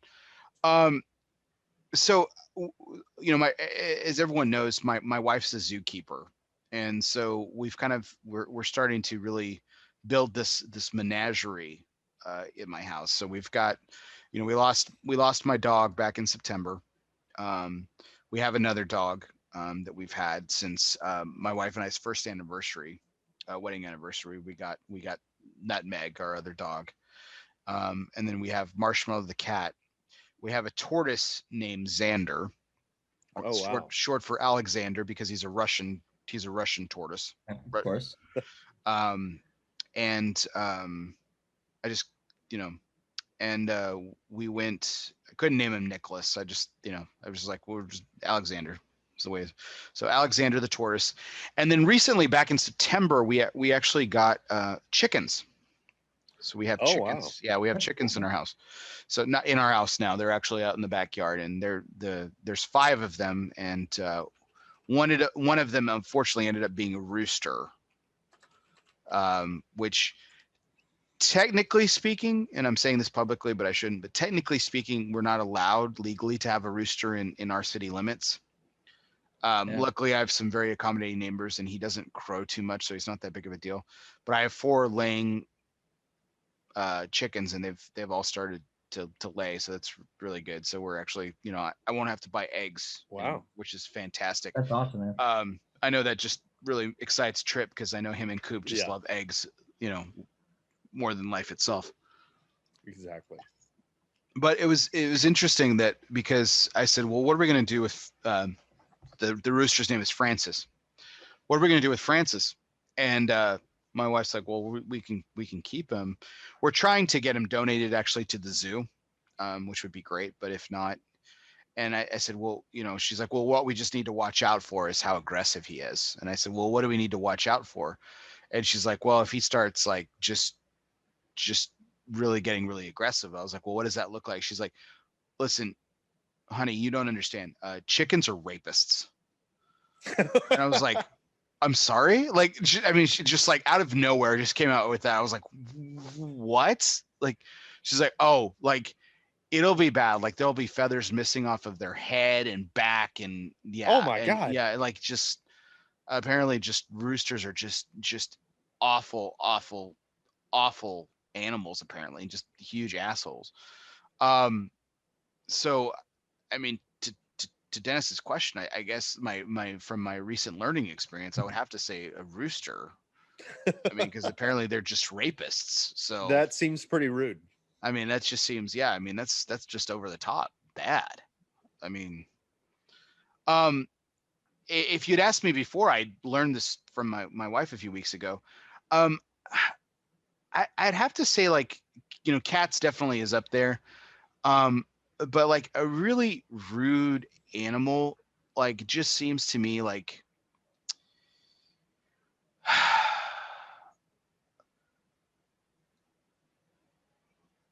like I when I think about the animal kingdom and stuff, and I think about like rude animals, I have to say that probably like you have to think of the hyena, right? I mean, first of all, they're just loud and obnoxious with that like hideous cackle that they do, and they just have like they're very unclean. They eat like Whatever basically whatever they can find and anything like that, and they're never satisfied, and they're fucking ugly as hell. Like let's face it, I mean, there's some really cute animals in the animal kingdom. There's some really, and there's like even animals that are like ugly, but they're still cute in some weird ways, right? Like bats, for instance, like they're ugly, but there's something cute, I think, about bats sometimes. Like if you look at them like up close. But yeah, like hyenas, man, are just ugly as sin, and they just seem rude. I think that's fair. I go back to like the Lion King, right? I mean, we could really blame Scar for everything in that film, but I mean, let's face it, the hyenas weren't exactly polite. So yeah, exactly. Well, crap. I had a horrible fact related to the Lion King, but I suspect I should keep it to myself. What's the horrible factor on the Lion King? What was it? Is it a baboon? Are we talking baboon here, right? In the Lion King. You talking about Rafiki? Yeah. Was that a baboon? Yeah. Yeah. Because I don't know if this is true or not, but he's not a mandrill, which a lot of people confuse them with. Mandrills are actually they're similar. There's some similarities there, but as far as I understand, that whole scene with the great scene, the one scene that everybody loves. This one?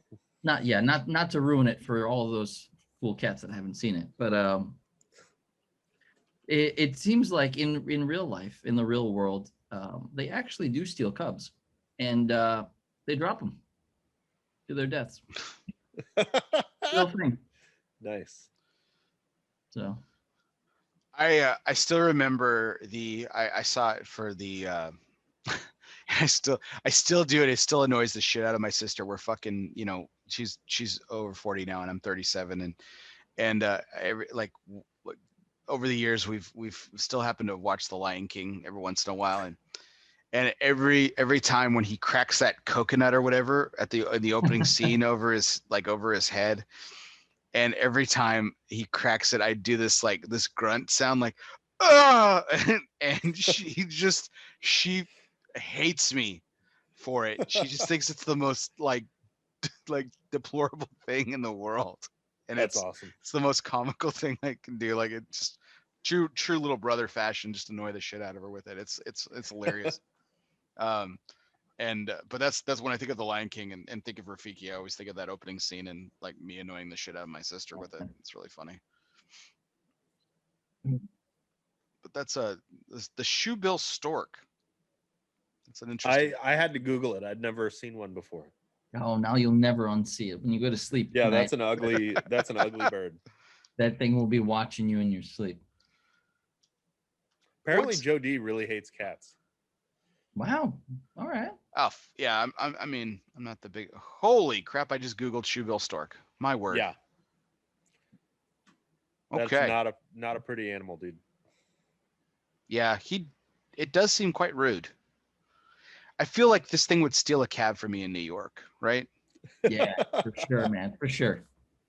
Without a doubt. Like, bitch, this was mine. Can we share? Go fuck yourself. Like, get yourself an Uber, you piece of shit. Like, wow. Yeah, I could tell him, see him. He could do that. Man, it's nuts. One of the descriptors, the shoebill stork, prehistoric dinosaur-looking bird. Yeah, that's about right. It's pretty appropriate. Wow, man, that is one ugly-looking animal. My word, goodness, nice one, Dennis. Tripp, did you add one too, or did you leave it to Dennis for the segment? No, I left it to Dennis. All right. I appreciate that. I feel good now that I was able to share that bit of useless info with you guys. The shoebill stork. All right, so we had a couple of other interesting topics that I wanted to bring up tonight. So this was an interesting story now that I shared with you guys, and again,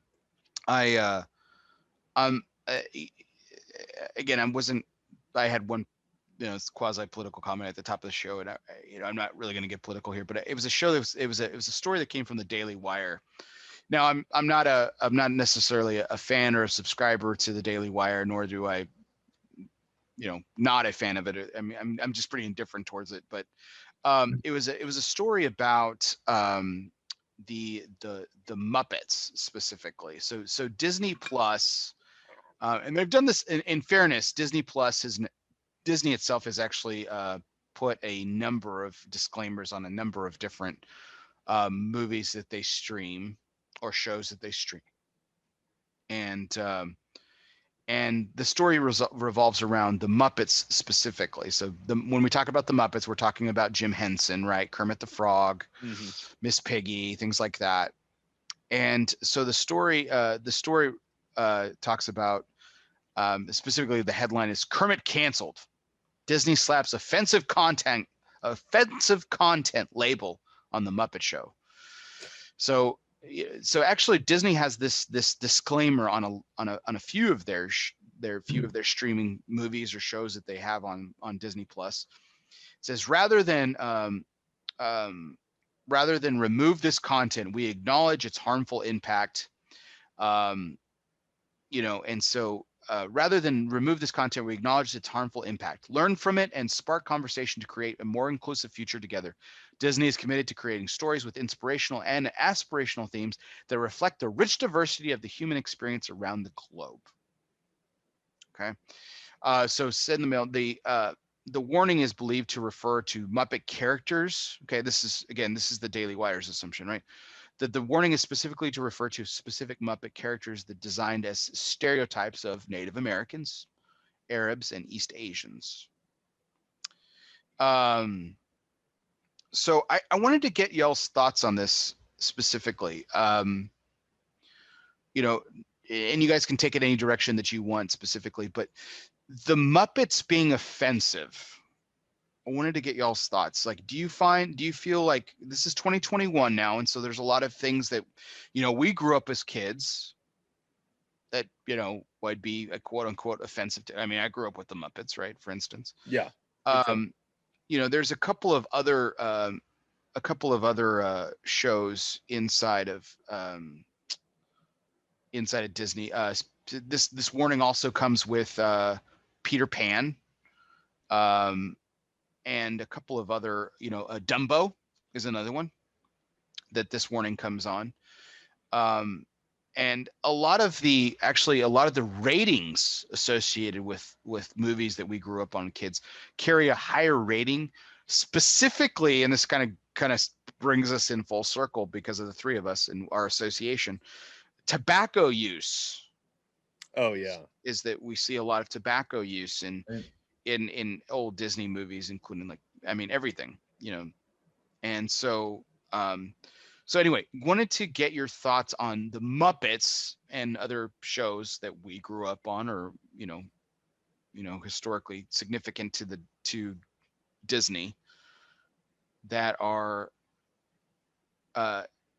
offensive. So I think Tripp and I are kind of aligned on certain thoughts on this. So I want to hear your thoughts, Dennis. What do you think? Oh man, I'm probably the worst person to ask this because I ultimately, man, it's hard. I personally, growing up as well with the Muppets, I never really looked at it as whether it was tobacco use or whether it was the particular characters. I never considered it in that way, right? So for me, it's hard to look back on it now and wonder, well, hey, maybe I guess it was kind of messed up back then, but where does it sit today? Ultimately, I'm on the side of the fence of like, I don't know. I don't really care that much, and I think it's not that big of a deal. However, out of social responsibility, I have to say that yeah, man, it's some of it has been pretty fucking off color. And tobacco use, though, I grew up watching cartoons with characters, right, that smoked pipes and cigars and cigarettes, Yeah. and that was everywhere. And that I never really considered it the tobacco use itself. It was just a what's the word, prop to me. Yeah. Right. So it's hard for me to frame it in that, like, wow, that's really screwed up. Like the opening scene to Mrs. Doubtfire with the bird and smoking the cigar and the cigarette, and he refuses to voice over the bird and quits. Right. Yeah, it's interesting how things have aged. Is like with that, with just tobacco use into it, like the crows specifically in Dumbo are smoking cigars. There's a lot of cigar smoking in older. The Great Mouse Detective, which is one of my favorite animated films. Basil of Baker Street is almost habitually smoking a pipe throughout the whole thing. Yeah. Which is is depicted in that film, and you just don't. I mean, you would just never see that. You would never see that in today's Disney films or anything. It just wouldn't even appear in it. Peter Pan, Dumbo, and the Aristocats was another one. Yeah. That they talk about this. I will say Dumbo has an interest. I will say Dumbo does have an interesting point with the crows, right? Because they're very the crows and their musical number. They're again, this is Disney saying this. The crows in the musical number pay homage to racist minstrel shows, which white performers with black faces. We've heard about the controversy there, and tattered with clothing, imitated and ridiculed enslaved Africans of southern plantations. I'll tell you what hasn't aged well. The crow's name in Dumbo is Jim Crow. Oh my God! Really? Yeah. So okay. That. Yeah. I could do away with that. That doesn't age well at all. I agree. But you know, like the lyrics of like when they're building the in the rain and one of the opening scenes when they're building the circus in there, they're singing the song of the roustabouts face, you know, they say that they're faceless black workers. I think that they're just workers. I never viewed them as black. But one of the lyrics say when we get our pay, we throw our money all away.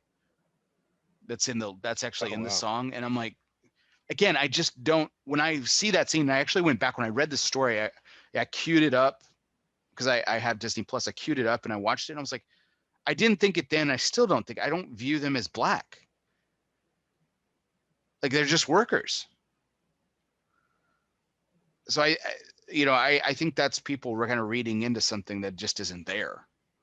Unless I'm missing something, because they are working in the dark and in the rain and you don't see them. They're just silhouettes of men working. I mean, if anything, it's offensive to women because women aren't in there, right? I mean, like if we're being just like over the top, picking everything apart here. Yeah, I don't know. The Jim Crow thing definitely just that does not age well at all. That needs to go. That's just terrible. Well, so saying that needs to go. That's the thing that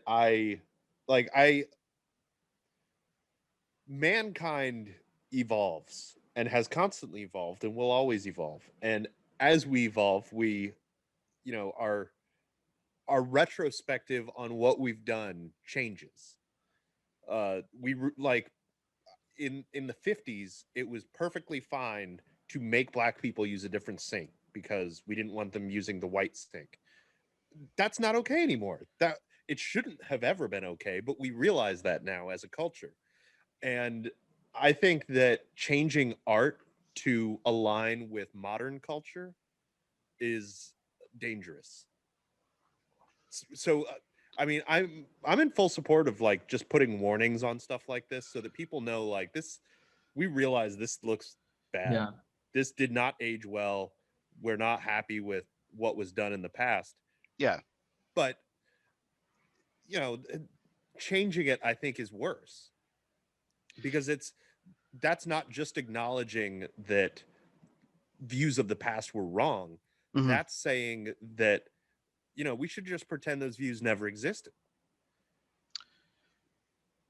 Yeah, and I kind of spoke in haste there, and I'm not trying to backtrack, but I agree with you, Tripp. Like when I say that has to go, like, yeah, like going forward, you would never dream of doing that. Oh yeah, absolutely. Yeah, so like that's what I mean by like has to go. Like, okay. Yeah, no, when I say has to, like Dumbo actually has a very, very soft spot in my mind. I have a lot of fond memories of Dumbo because that was, I don't know why and I don't know how, but that was the movie of choice. That was your repeat movie? Well, when I was a kid, whenever one of our Saturday traditions is that my siblings and I would play in the backyard with my dad. We would play a game of baseball.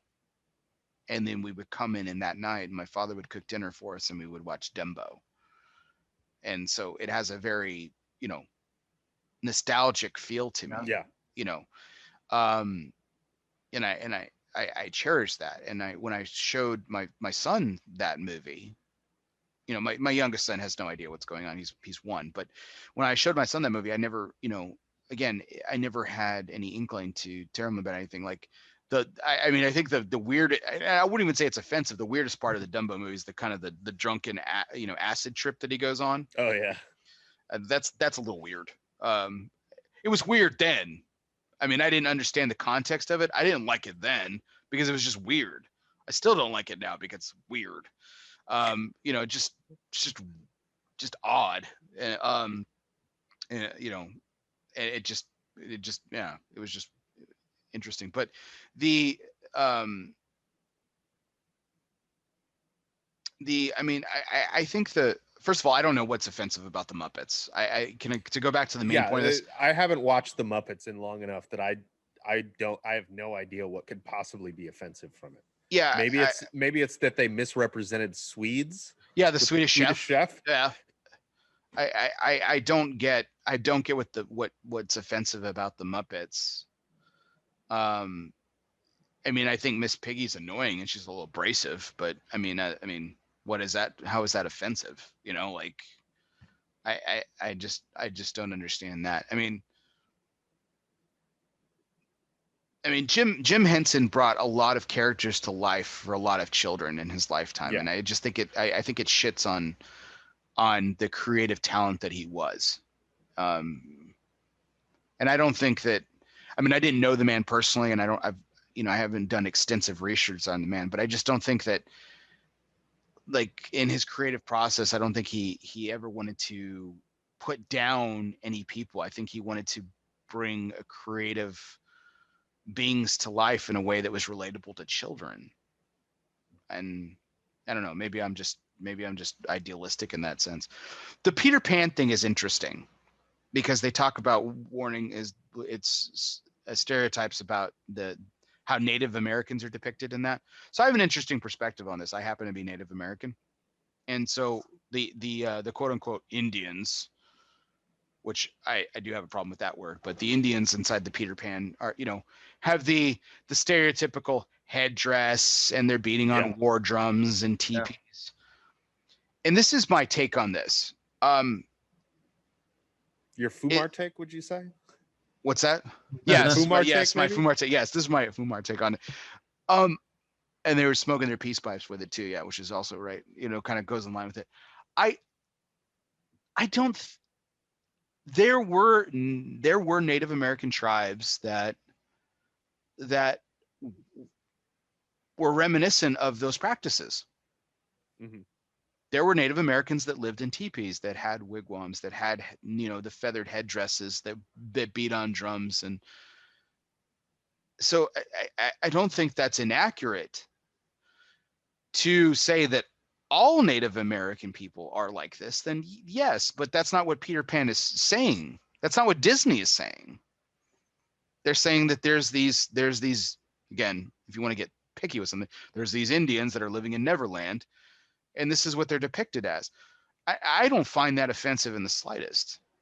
And we're talking about my own history there. And I don't know, it just, to me, it just didn't. It's the same thing about like the Cleveland Indians. I don't like the name. Like it, Yeah. Atlanta Braves, I don't have a problem with. The Florida State Seminoles, I don't have a problem with. What about the Washington football team? I am, interestingly enough, I'm indifferent towards it. Okay. I don't want to. I certainly don't want to sit here and speak for all Native Americans, because I'm not going to do that. And if you're going to be offended by something, what's the one kind of thing that we go back to in this country when we're talking about race equality, right? It's talking about that no one should be, it's the infamous Martin Luther King quote, right? That a person will not be judged by the color of their skin, but the content of their character, right? Mm-hmm. So, by and large, in taking that one seemingly infamous quote into context, yeah, I could see how Redskins would be offensive to Native American people. I don't. I'm pretty indifferent towards it. But the moniker of Native Americans being a mascot for a team is not offensive at all. I think it's actually praising in a lot of ways, especially the way that, like, the Atlanta Braves, kind of hoist their mascot on the pedestal. I mean, it's not like they're making fun of them. It's not like they're belittling them. They're calling them Braves, for crying out loud. I think that,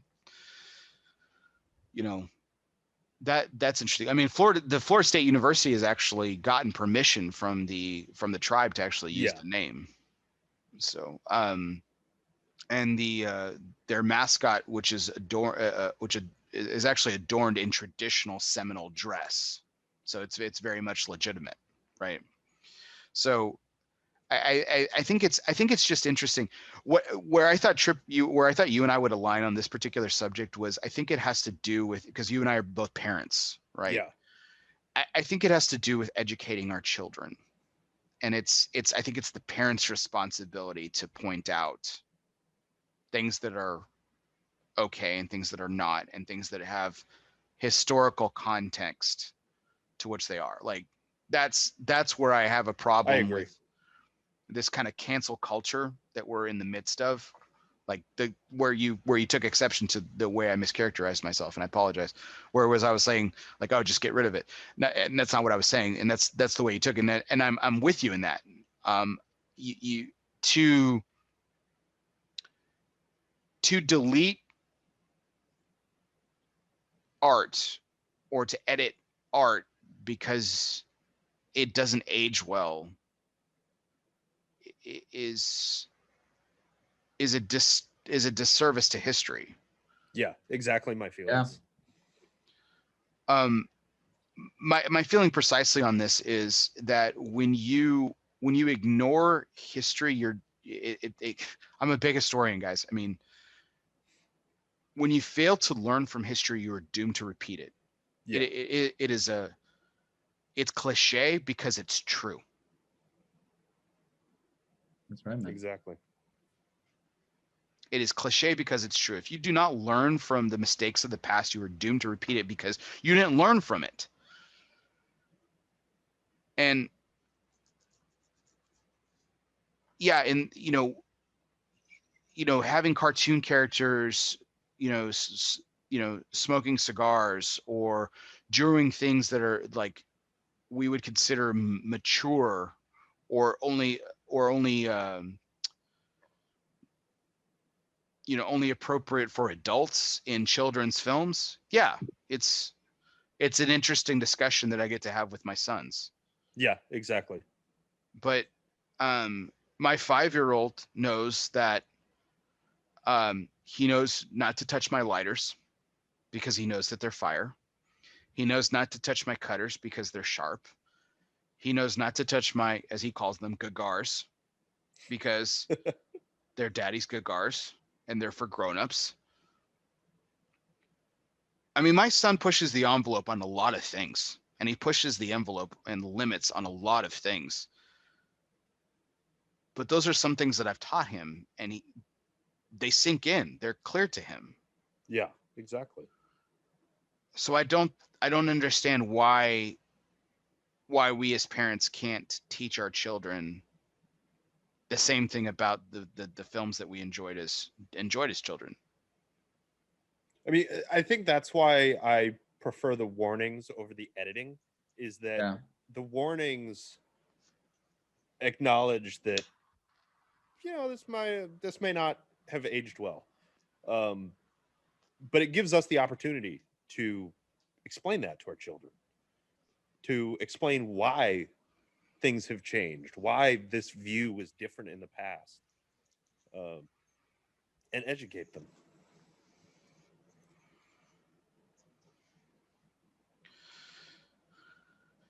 Yeah, when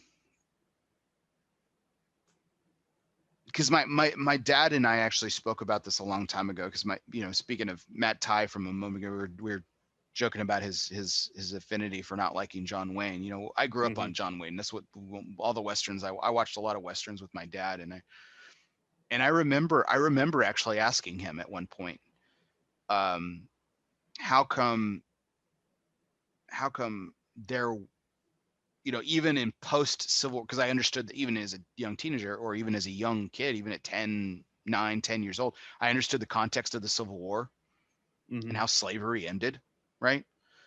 But I asked him, even like in post Civil War westerns, why black people weren't more prominent, or why black people weren't allowed to do things and things like that, or why there weren't more black heroes in some of these films. And I remember my father telling me very clearly, he's like, son, you have to understand, when these films were made, a lot of places in this country, black people still weren't allowed to vote. Black people were still not allowed to use the same drinking fountain. Black people were relegated to a lower class of society.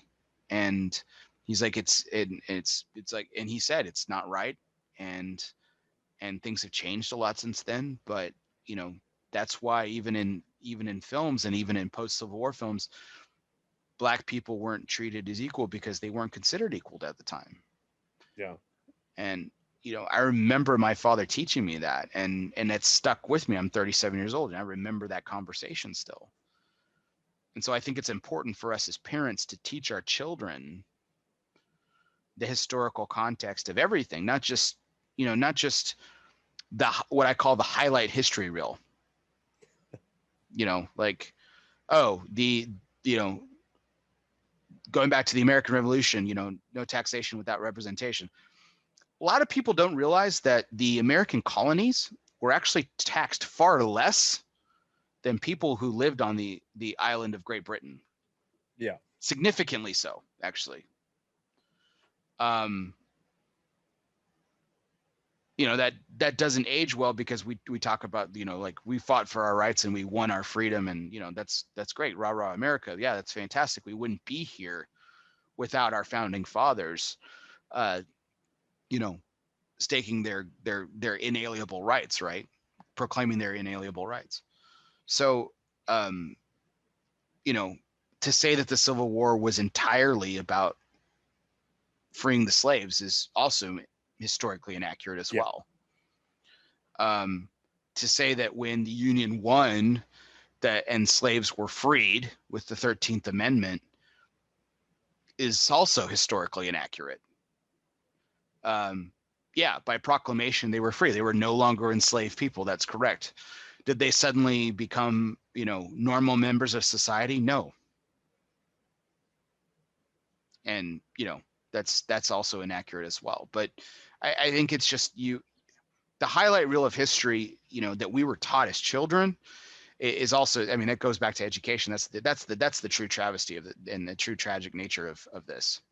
And the fact that we have to slap warning labels on things, or God forbid, changing things or removing things because they're offensive, I think does far greater a disservice to the education of our future generations than actually just simply having the conversation. Yeah, exactly. Makes you want more kids. Makes you want to have kids, right, Dennis? I'm really looking forward to it, honestly. It's a little too late to think about it now. I'm excited, man. It's an opportunity. It's a really great opportunity to share, and to really educate in a really special, meaningful way. That's not just like, hey, go and figure shit out. It's more of a, let's talk about these things. Let's consider these things. Let's understand what they mean, what they meant, what they could mean going forward in the future. And it's the story that keeps changing as we evolve, to Tripp's point earlier. And those are all valuable things, man. So did Tripp just suggest something that did I read into it? Have I had too much cocktail tonight? I think you may have missed a post on Dennis's timeline this week. What? Did I miss something? Yeah. Oh, dude. So I'm sorry. I'm also, it's like, I think it's, I don't even know what fucking time it is. It's 2 o'clock your time. I'm pulling a coop, in Vegas at the media house. We're all sitting, and I'm pulling a coop right now where I'm like, my eyes are open and I'm talking to you, but I think that I may be asleep. I'm not sure. So, which he did that to me. I was talking to Coop, man, for I don't know how many hours, and I realized after like the first hour, the second hour, that he was actually sleeping. But we were chatting. Anyway, yeah, man, we announced that we have a baby boy on the way in August. Congratulations. Yeah, man, thank you. It's we've been keeping it under our hat, so to speak, for a while now, and just really excited to share with everybody now. Baby boy, man, fantastic! Congratulations. Thank you very much. That is exciting. Joining the ranks, man. Good times. Boys are great. Nothing against your daughter, Tripp, but boys are fantastic. Love them. The rude cat. Yeah. The rude cat analogy aside. Terrible. I guess. Well, I think we kind of beat this topic, and it was just an interesting story that caught my attention. I was like, oh, that would be an interesting discussion, So another one, and this is kind of where we'll kind of end our night on this one, and then I wanted to go into our curveball segment here. Is so the three of us have an unusual perspective. We're the three of us are still relatively young, So I'm 37. I've said that a couple times on the show. Tripp, how old are you again? I'll be 37 on Thursday. Okay, happy birthday, early. Dennis?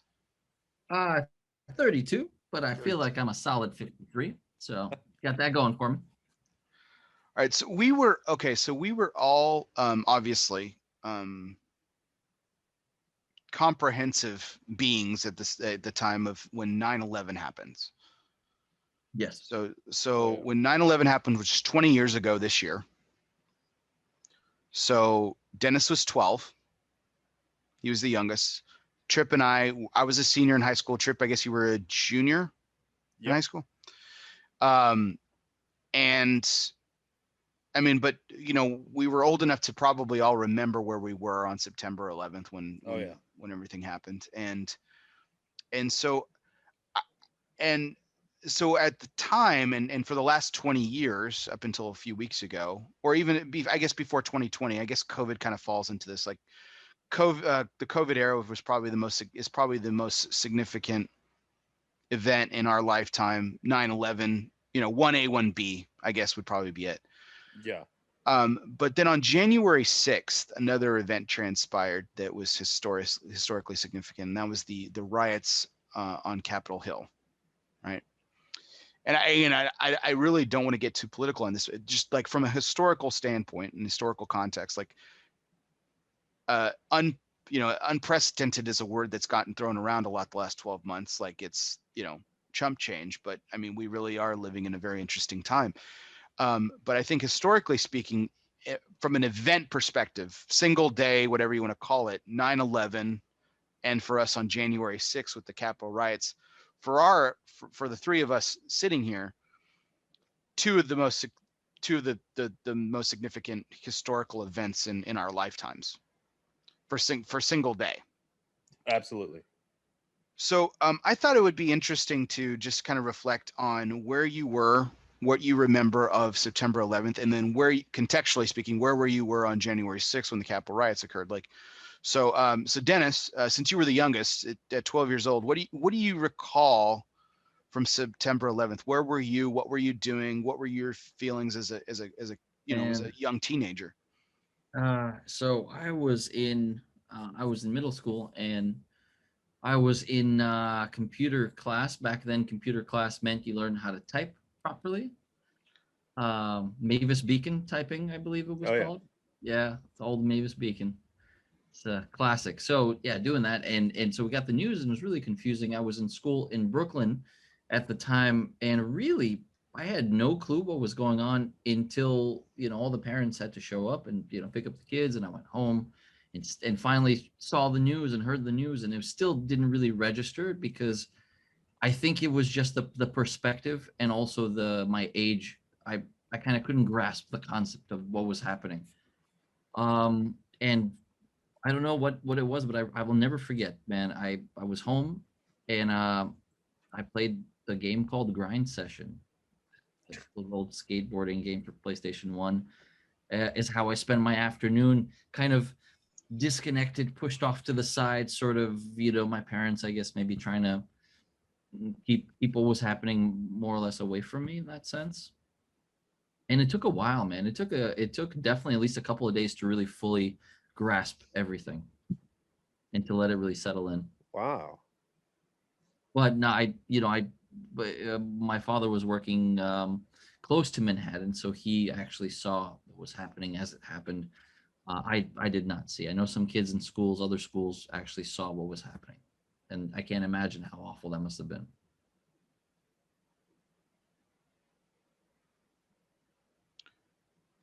Wow, here's an interesting memory. Just an aside from that, Joe D, who was a fireman, and we've talked about a couple times Yeah. already tonight. His first day as a fireman was That's 9/11. crazy. Wow. Holy shit. What a first day! Holy crap! Yeah, seriously. Unbelievable. Props to you, Joe. You don't. I didn't know you were. I didn't know you were that much older than me. I want to look like you when I grow up. My goodness. Wow, that's interesting. So the interesting thing on that particular topic too is like, so I mean, you had this again. You were like you said, you were a teenager. You're younger than Tripp and I, but it was this kind of almost, I don't know. I guess, and I think all three of us are gonna have this. It's surreal. Is that kind of an appropriate?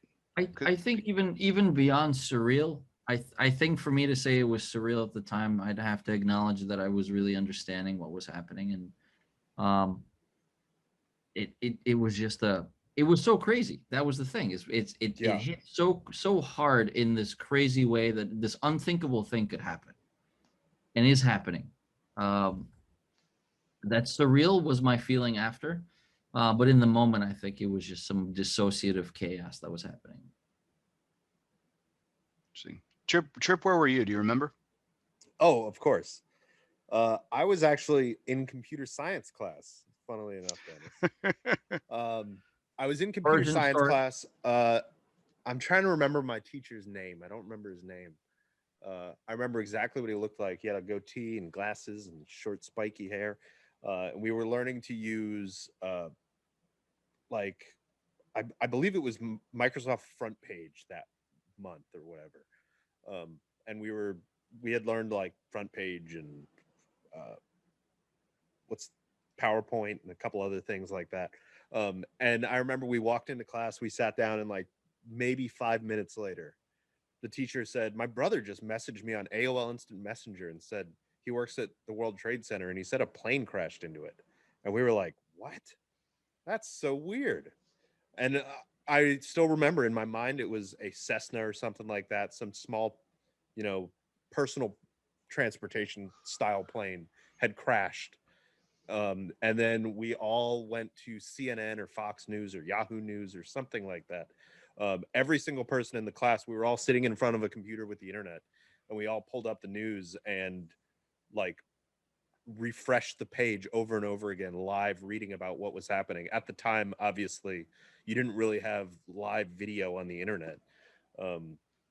But we refreshed the page constantly, keeping up with what was happening.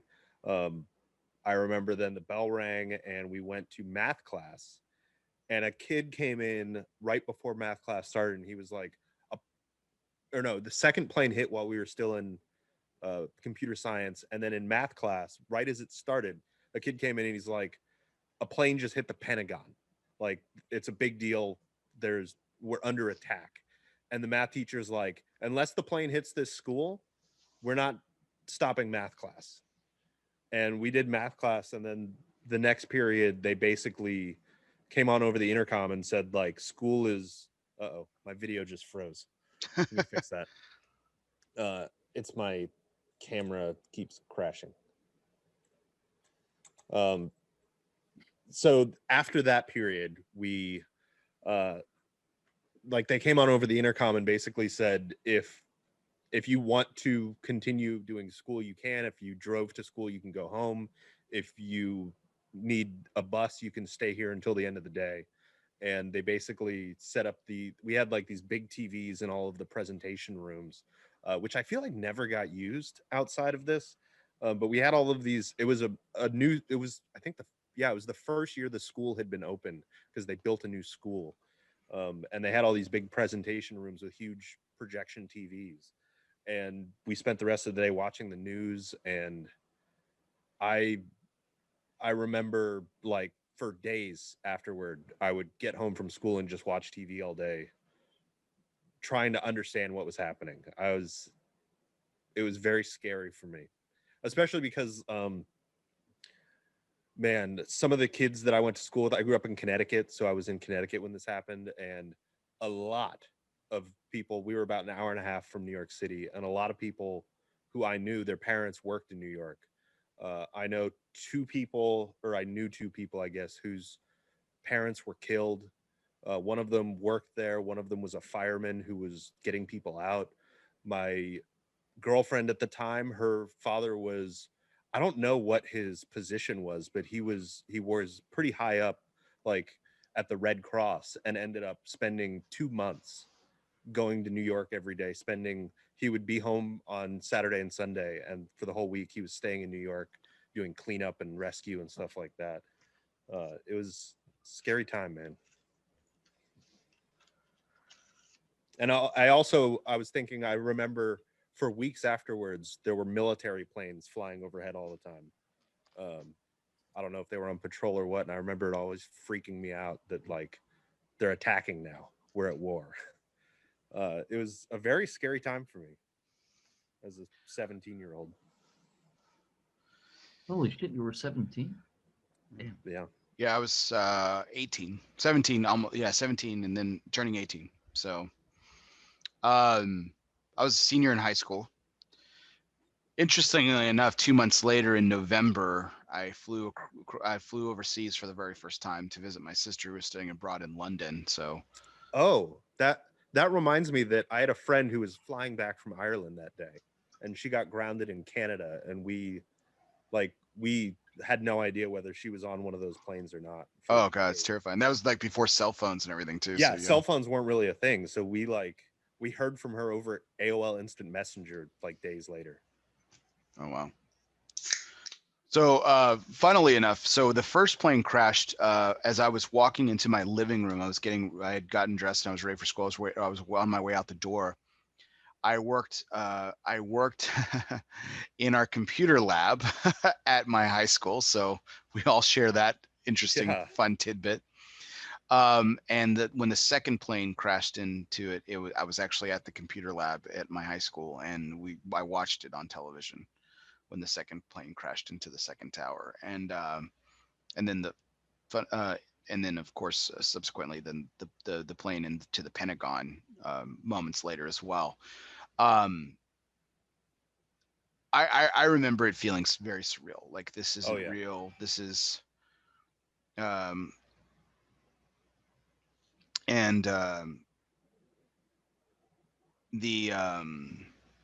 it was just one of those like almost outer body experience feelings. Yeah. And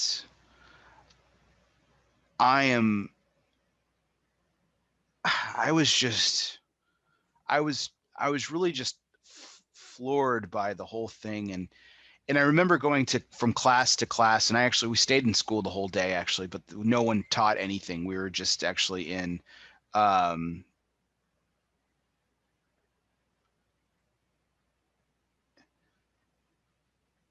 and I say funnily enough because it was just, it was funnily enough was interesting because like we still went to class, and it was like my teachers and everything was still trying to go about normal, but we all knew, and I think from the teachers to the students understood that right in front of our eyes, right in the moment, our world just changed. Yeah. It was never going to be the same again. It was never going to be the same again. And I look back on that now. It's 20 years ago.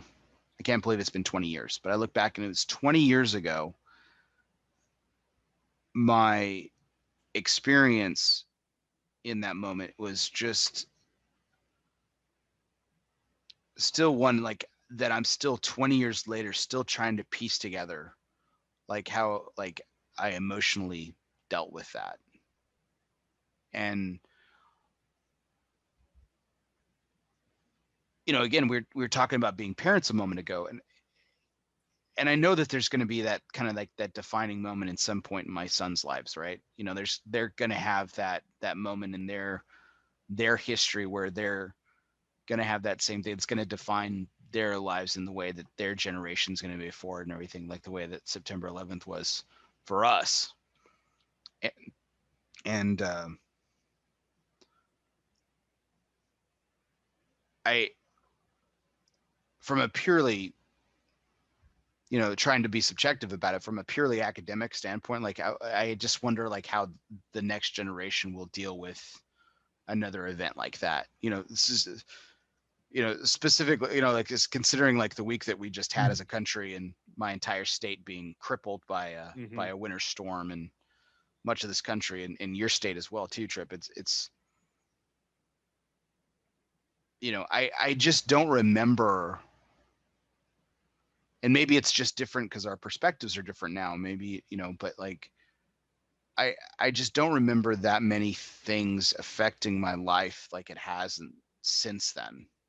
Oh yeah, absolutely. You know, like I remember where I was when we killed bin Laden. I remember when Gaddafi was captured and killed. I remember when Saddam Hussein was captured. You know, all these like events post 9/11, which I remember as a first grader, Desert Storm. You know, Yeah, me too. you know that's you know I think that's right around when I guess Dennis was born, or he was, you know, very very very young, doesn't remember probably, but that's, you know, it's just interesting. Like I find like I'm hoping that whatever transpires in the future that somehow, you know, it affects my son's lives, you know, the way that 9/11 affected mine, and how our country has changed in a lot of ways for the better. You know, air travel is never going to be the same. You know, I think it, you know, I can't wait to tell my son stories about how we used to, you know, walk people to the you know, the airport gate and actually would say goodbye from the window. Yeah. Yeah, that's never happening again. That was the most fun time. I used to love going to the airport, man. You would go through the security check, you know, anytime you would pick somebody up, it was awesome. Yeah. Get to put stuff through the conveyor belt. So to fast forward to just a couple of weeks ago, so January 6th, 2021, what we've disguised as another historical event in our lifetime, the Capitol Hill riots. So I'll lead off because I think this is interesting. I was working all day, and my wife actually texted me, and she's like, do you know what's going on?" And I was like, "No, what are you talking about?" She's like, they're storming the Capitol. And I was like, are they down in Austin? Like, you know, thinking the capital of Texas, you know? Yeah. And she's like, no. And she like even spelled it correctly. She's like, the Capitol. And I was in the middle. I demonstrate software for a living. I was in the middle of a demo. So I'm like Googling while I'm trying to talk about my products to a potential customer. And I'm Googling about what's going on. And I see that, you know, that there's these riots going on in the capital of our country. And it was, I mean, talk about absolutely surreal. I just couldn't, I mean, some of the images, I mean, we've seen some of the photos that have happened, you know, the masked FBI agents, Secret Service agents pointing guns through that window. Some of the rioters, you know, busting through the congressional house. And I mean, it just, oh man, it was just, I mean, that is to me, that's a moment that'll echo in our history for generations to come. And I was working through it all, which is just interesting. Like from that, I pretty much missed the whole thing. So I'm just curious on your thoughts. So like 20 years later, another historical event happens, another significant historical event in our lifetime. Where were you guys, and what were you doing, and what were your thoughts? Tripp? I was sitting right here in this very seat working, and I'm trying to remember. I think I'm trying to remember. I think my wife was out of town with the kids, and I was, or no, she wasn't yet. So she was still here. So she was just in the house, and I was sitting here working, and I got a message from somebody on, I think it was either on Discord or Facebook. Somebody messaged me and said, like, man, there's like people rioting at the Capitol, or no, there's protesters outside the Capitol building. And I pulled it up on the news sites and was like, wow, that's crazy that they're, protesting the election. And I basically watched it unfold in real time, through watching videos and watching live coverage and just reading articles about it, refreshing. I mean, it kind of reminded me a little bit of 9/11 in the way that I was sitting there on a news site, just refreshing the page, watching the updates happen in real time, seeing the pictures of what's going on. Yeah, it was surreal is the right word for it. Like, just wondering, like, is this the end of our country? Like, what is even happening right now? And it called back a lot of emotions from 9/11 20 years ago.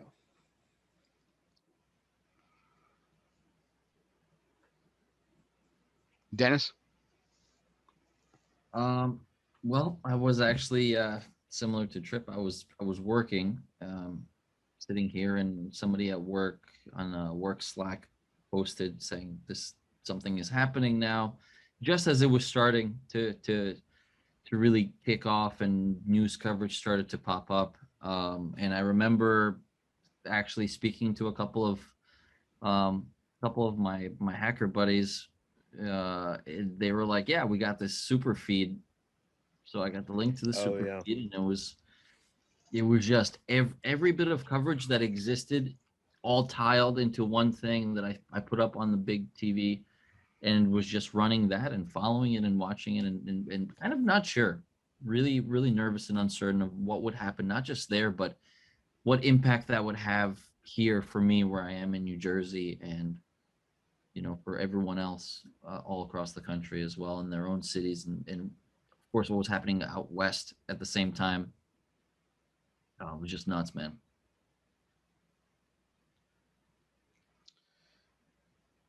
I would like to point out that the three of us were working in computers, and we also learned about 9/11 while we were working with computers. Yeah, that is an interesting parallel. And all three of us are smart enough to know that if we're ever dumb enough to do something, illegal, that we're not going to wear our work badge.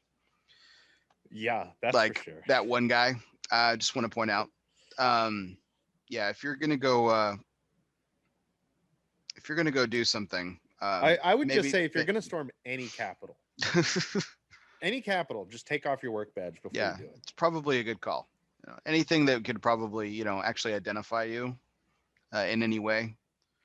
Like the guy dressed up in as like a, I don't know how to even characterize him. Was he like a Gaul or like ancient Rome?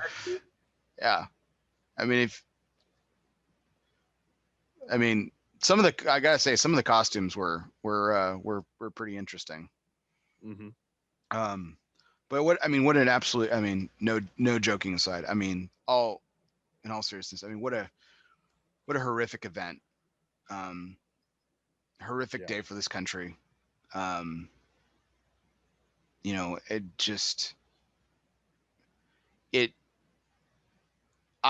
still, here I am. It's been almost 2 months at this point. I'm still flabbergasted about the fact that it happened. Yeah. And I probably still will be. In many ways, 20 years later, I'm still thinking the same thing about 9/11, and look how much it's transformed the world that we live in today. And I just, the ripples of that event, what it'll do on this nation's history are going to be,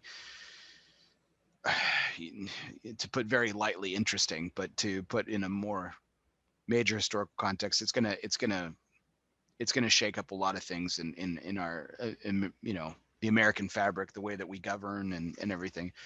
And again, not to be too lemonade or too naive about it, I hope we can all just certainly hold hope that it goes into a more positive direction. Hopefully. Absolutely. So some fun topics to conclude the night. Muppets, Yeah, absolutely. Muppets, and storming the Capitol and everything. But any final thoughts on the pairing, gentlemen? Both great pairings in very, very different ways. Well done. Hopefully we can get back together sometime soon to do 7.0 with the pairings that were intended for this evening. Yes. So I will have to come up with a new spirit and new cigar, but that'll be okay with me. But at least you guys are taken care of and done. So that'll be good. That'll be good. So I had, funnily enough, I had an idea for version 7.0, and it's even more appropriate now. So this is our curveball segment, and so I thought we would actually discuss 7.0 as part of our curveball segment to conclude the evening. So here was my idea, and I now it's even more appropriate considering the news that we were just learning about a few moments ago. So we typically do the show in February, March, and then we also do it in July, August is when we do the second show. Last year we did it just a couple weeks after Dennis's wedding, which you guys, well, obviously Dennis was there, but you were there as well, Tripp. So, yes. And we shared the good news there and talked about that and everything. So I thought that now even more it's appropriate because Baby Tsvang is coming in August. I thought it would be interesting to pair a cigar with champagne to celebrate Dennis's one year anniversary, and I guess now the arrival of Baby Tsvang. So, what do you all think? I'm thinking we could go. I mean, we could really go marathon and go the traditional 3 pairings, or I could simply, since I'm the wild card now, since you guys will already have supplied stuff, I could provide the champagne, which I'm totally for. And the cigar, the mystery cigar to pair with champagne. So I will own that if we want to do that and just go with the 3 pairings. I think that works. I was going to suggest maybe a 6.5 in between, but I think that's actually a really good idea. I like it, Ben. Yeah, I like that. That's awesome. Okay. All right. So we will kick off version 7.0 with some champagne, some bubbly, not to be confused with the bubbly that I've been drinking tonight with our pairings, but actual bubbly to celebrate the 1-year wedding anniversary of Dennis and Jessica, and also their beautiful baby boy that'll be arriving in August. That's fantastic news, man. Fantastic. Congratulations. Thank you, man. Beautiful, beautiful. This is the first time I've been able to say it publicly, but congratulations. Yes, dude. Thank you. Now I got to come up with a cigar. This will be fun. So, all right. And champagne. Okay. So, Dennis, I mean, is there a particular champagne that you like? Do you like brut? Do you like extra dry? Like what's the favorite of the Tsvang household? I don't really, there is a champagne that we used to get pretty regularly that was our just like let's get some champagne kind of thing, but it's by no means any highfalutin kind of thing. I can't remember the name of it. I think it's Corbel, actually. Corbel extra dry, if I'm not mistaken. Okay. But that being said, I like Tripp. We both love to try new things, and you as well, Bear. You love to try new stuff and explore the palate and see what works and doesn't work with cigars. I don't know. Keep it a mystery. I think it'll be fun. To be challenging considering my remarks about wine and cigars earlier. So, it'll be a challenge. Hey, You've got some research. You nailed tonight's pairings, and you have some time to do some market research there. I think I have an idea of the champagne that I'll be sending. So the good news is that the good news for y'all is that it'll be whole bottles. So how about that? Got to figure out how to pack those up. Dude, hopefully nobody drops. Yeah, I was gonna say I'm wondering if maybe you shouldn't find something that we can all find Or maybe something we can buy local that's available. So you that But way I'm you not don't sure. pick I'm not. bottles. I don't buy enough champagne that I know like where I would find something specialty or Obviously at the champagne store. whether whatever you have in mind is available At here. the pants store. The pants The store is plant where they store have. is next to the champagne store. Yeah. No, okay. Well, we'll definitely chat about it, but I think that's a great way to do it. So we'll do the 2 pairings that we missed out on tonight, Mhm. and then we'll celebrate with some bubbly and my pairing as well for another mystery cigar. But for those of y'all who missed it, you guys can hit rewind and check out the mystery cigar and pairing that we did tonight with some 1835 bourbon from Texas, single barrel whiskey. Bottle number 211 out of batch 3726 or barrel number 3726.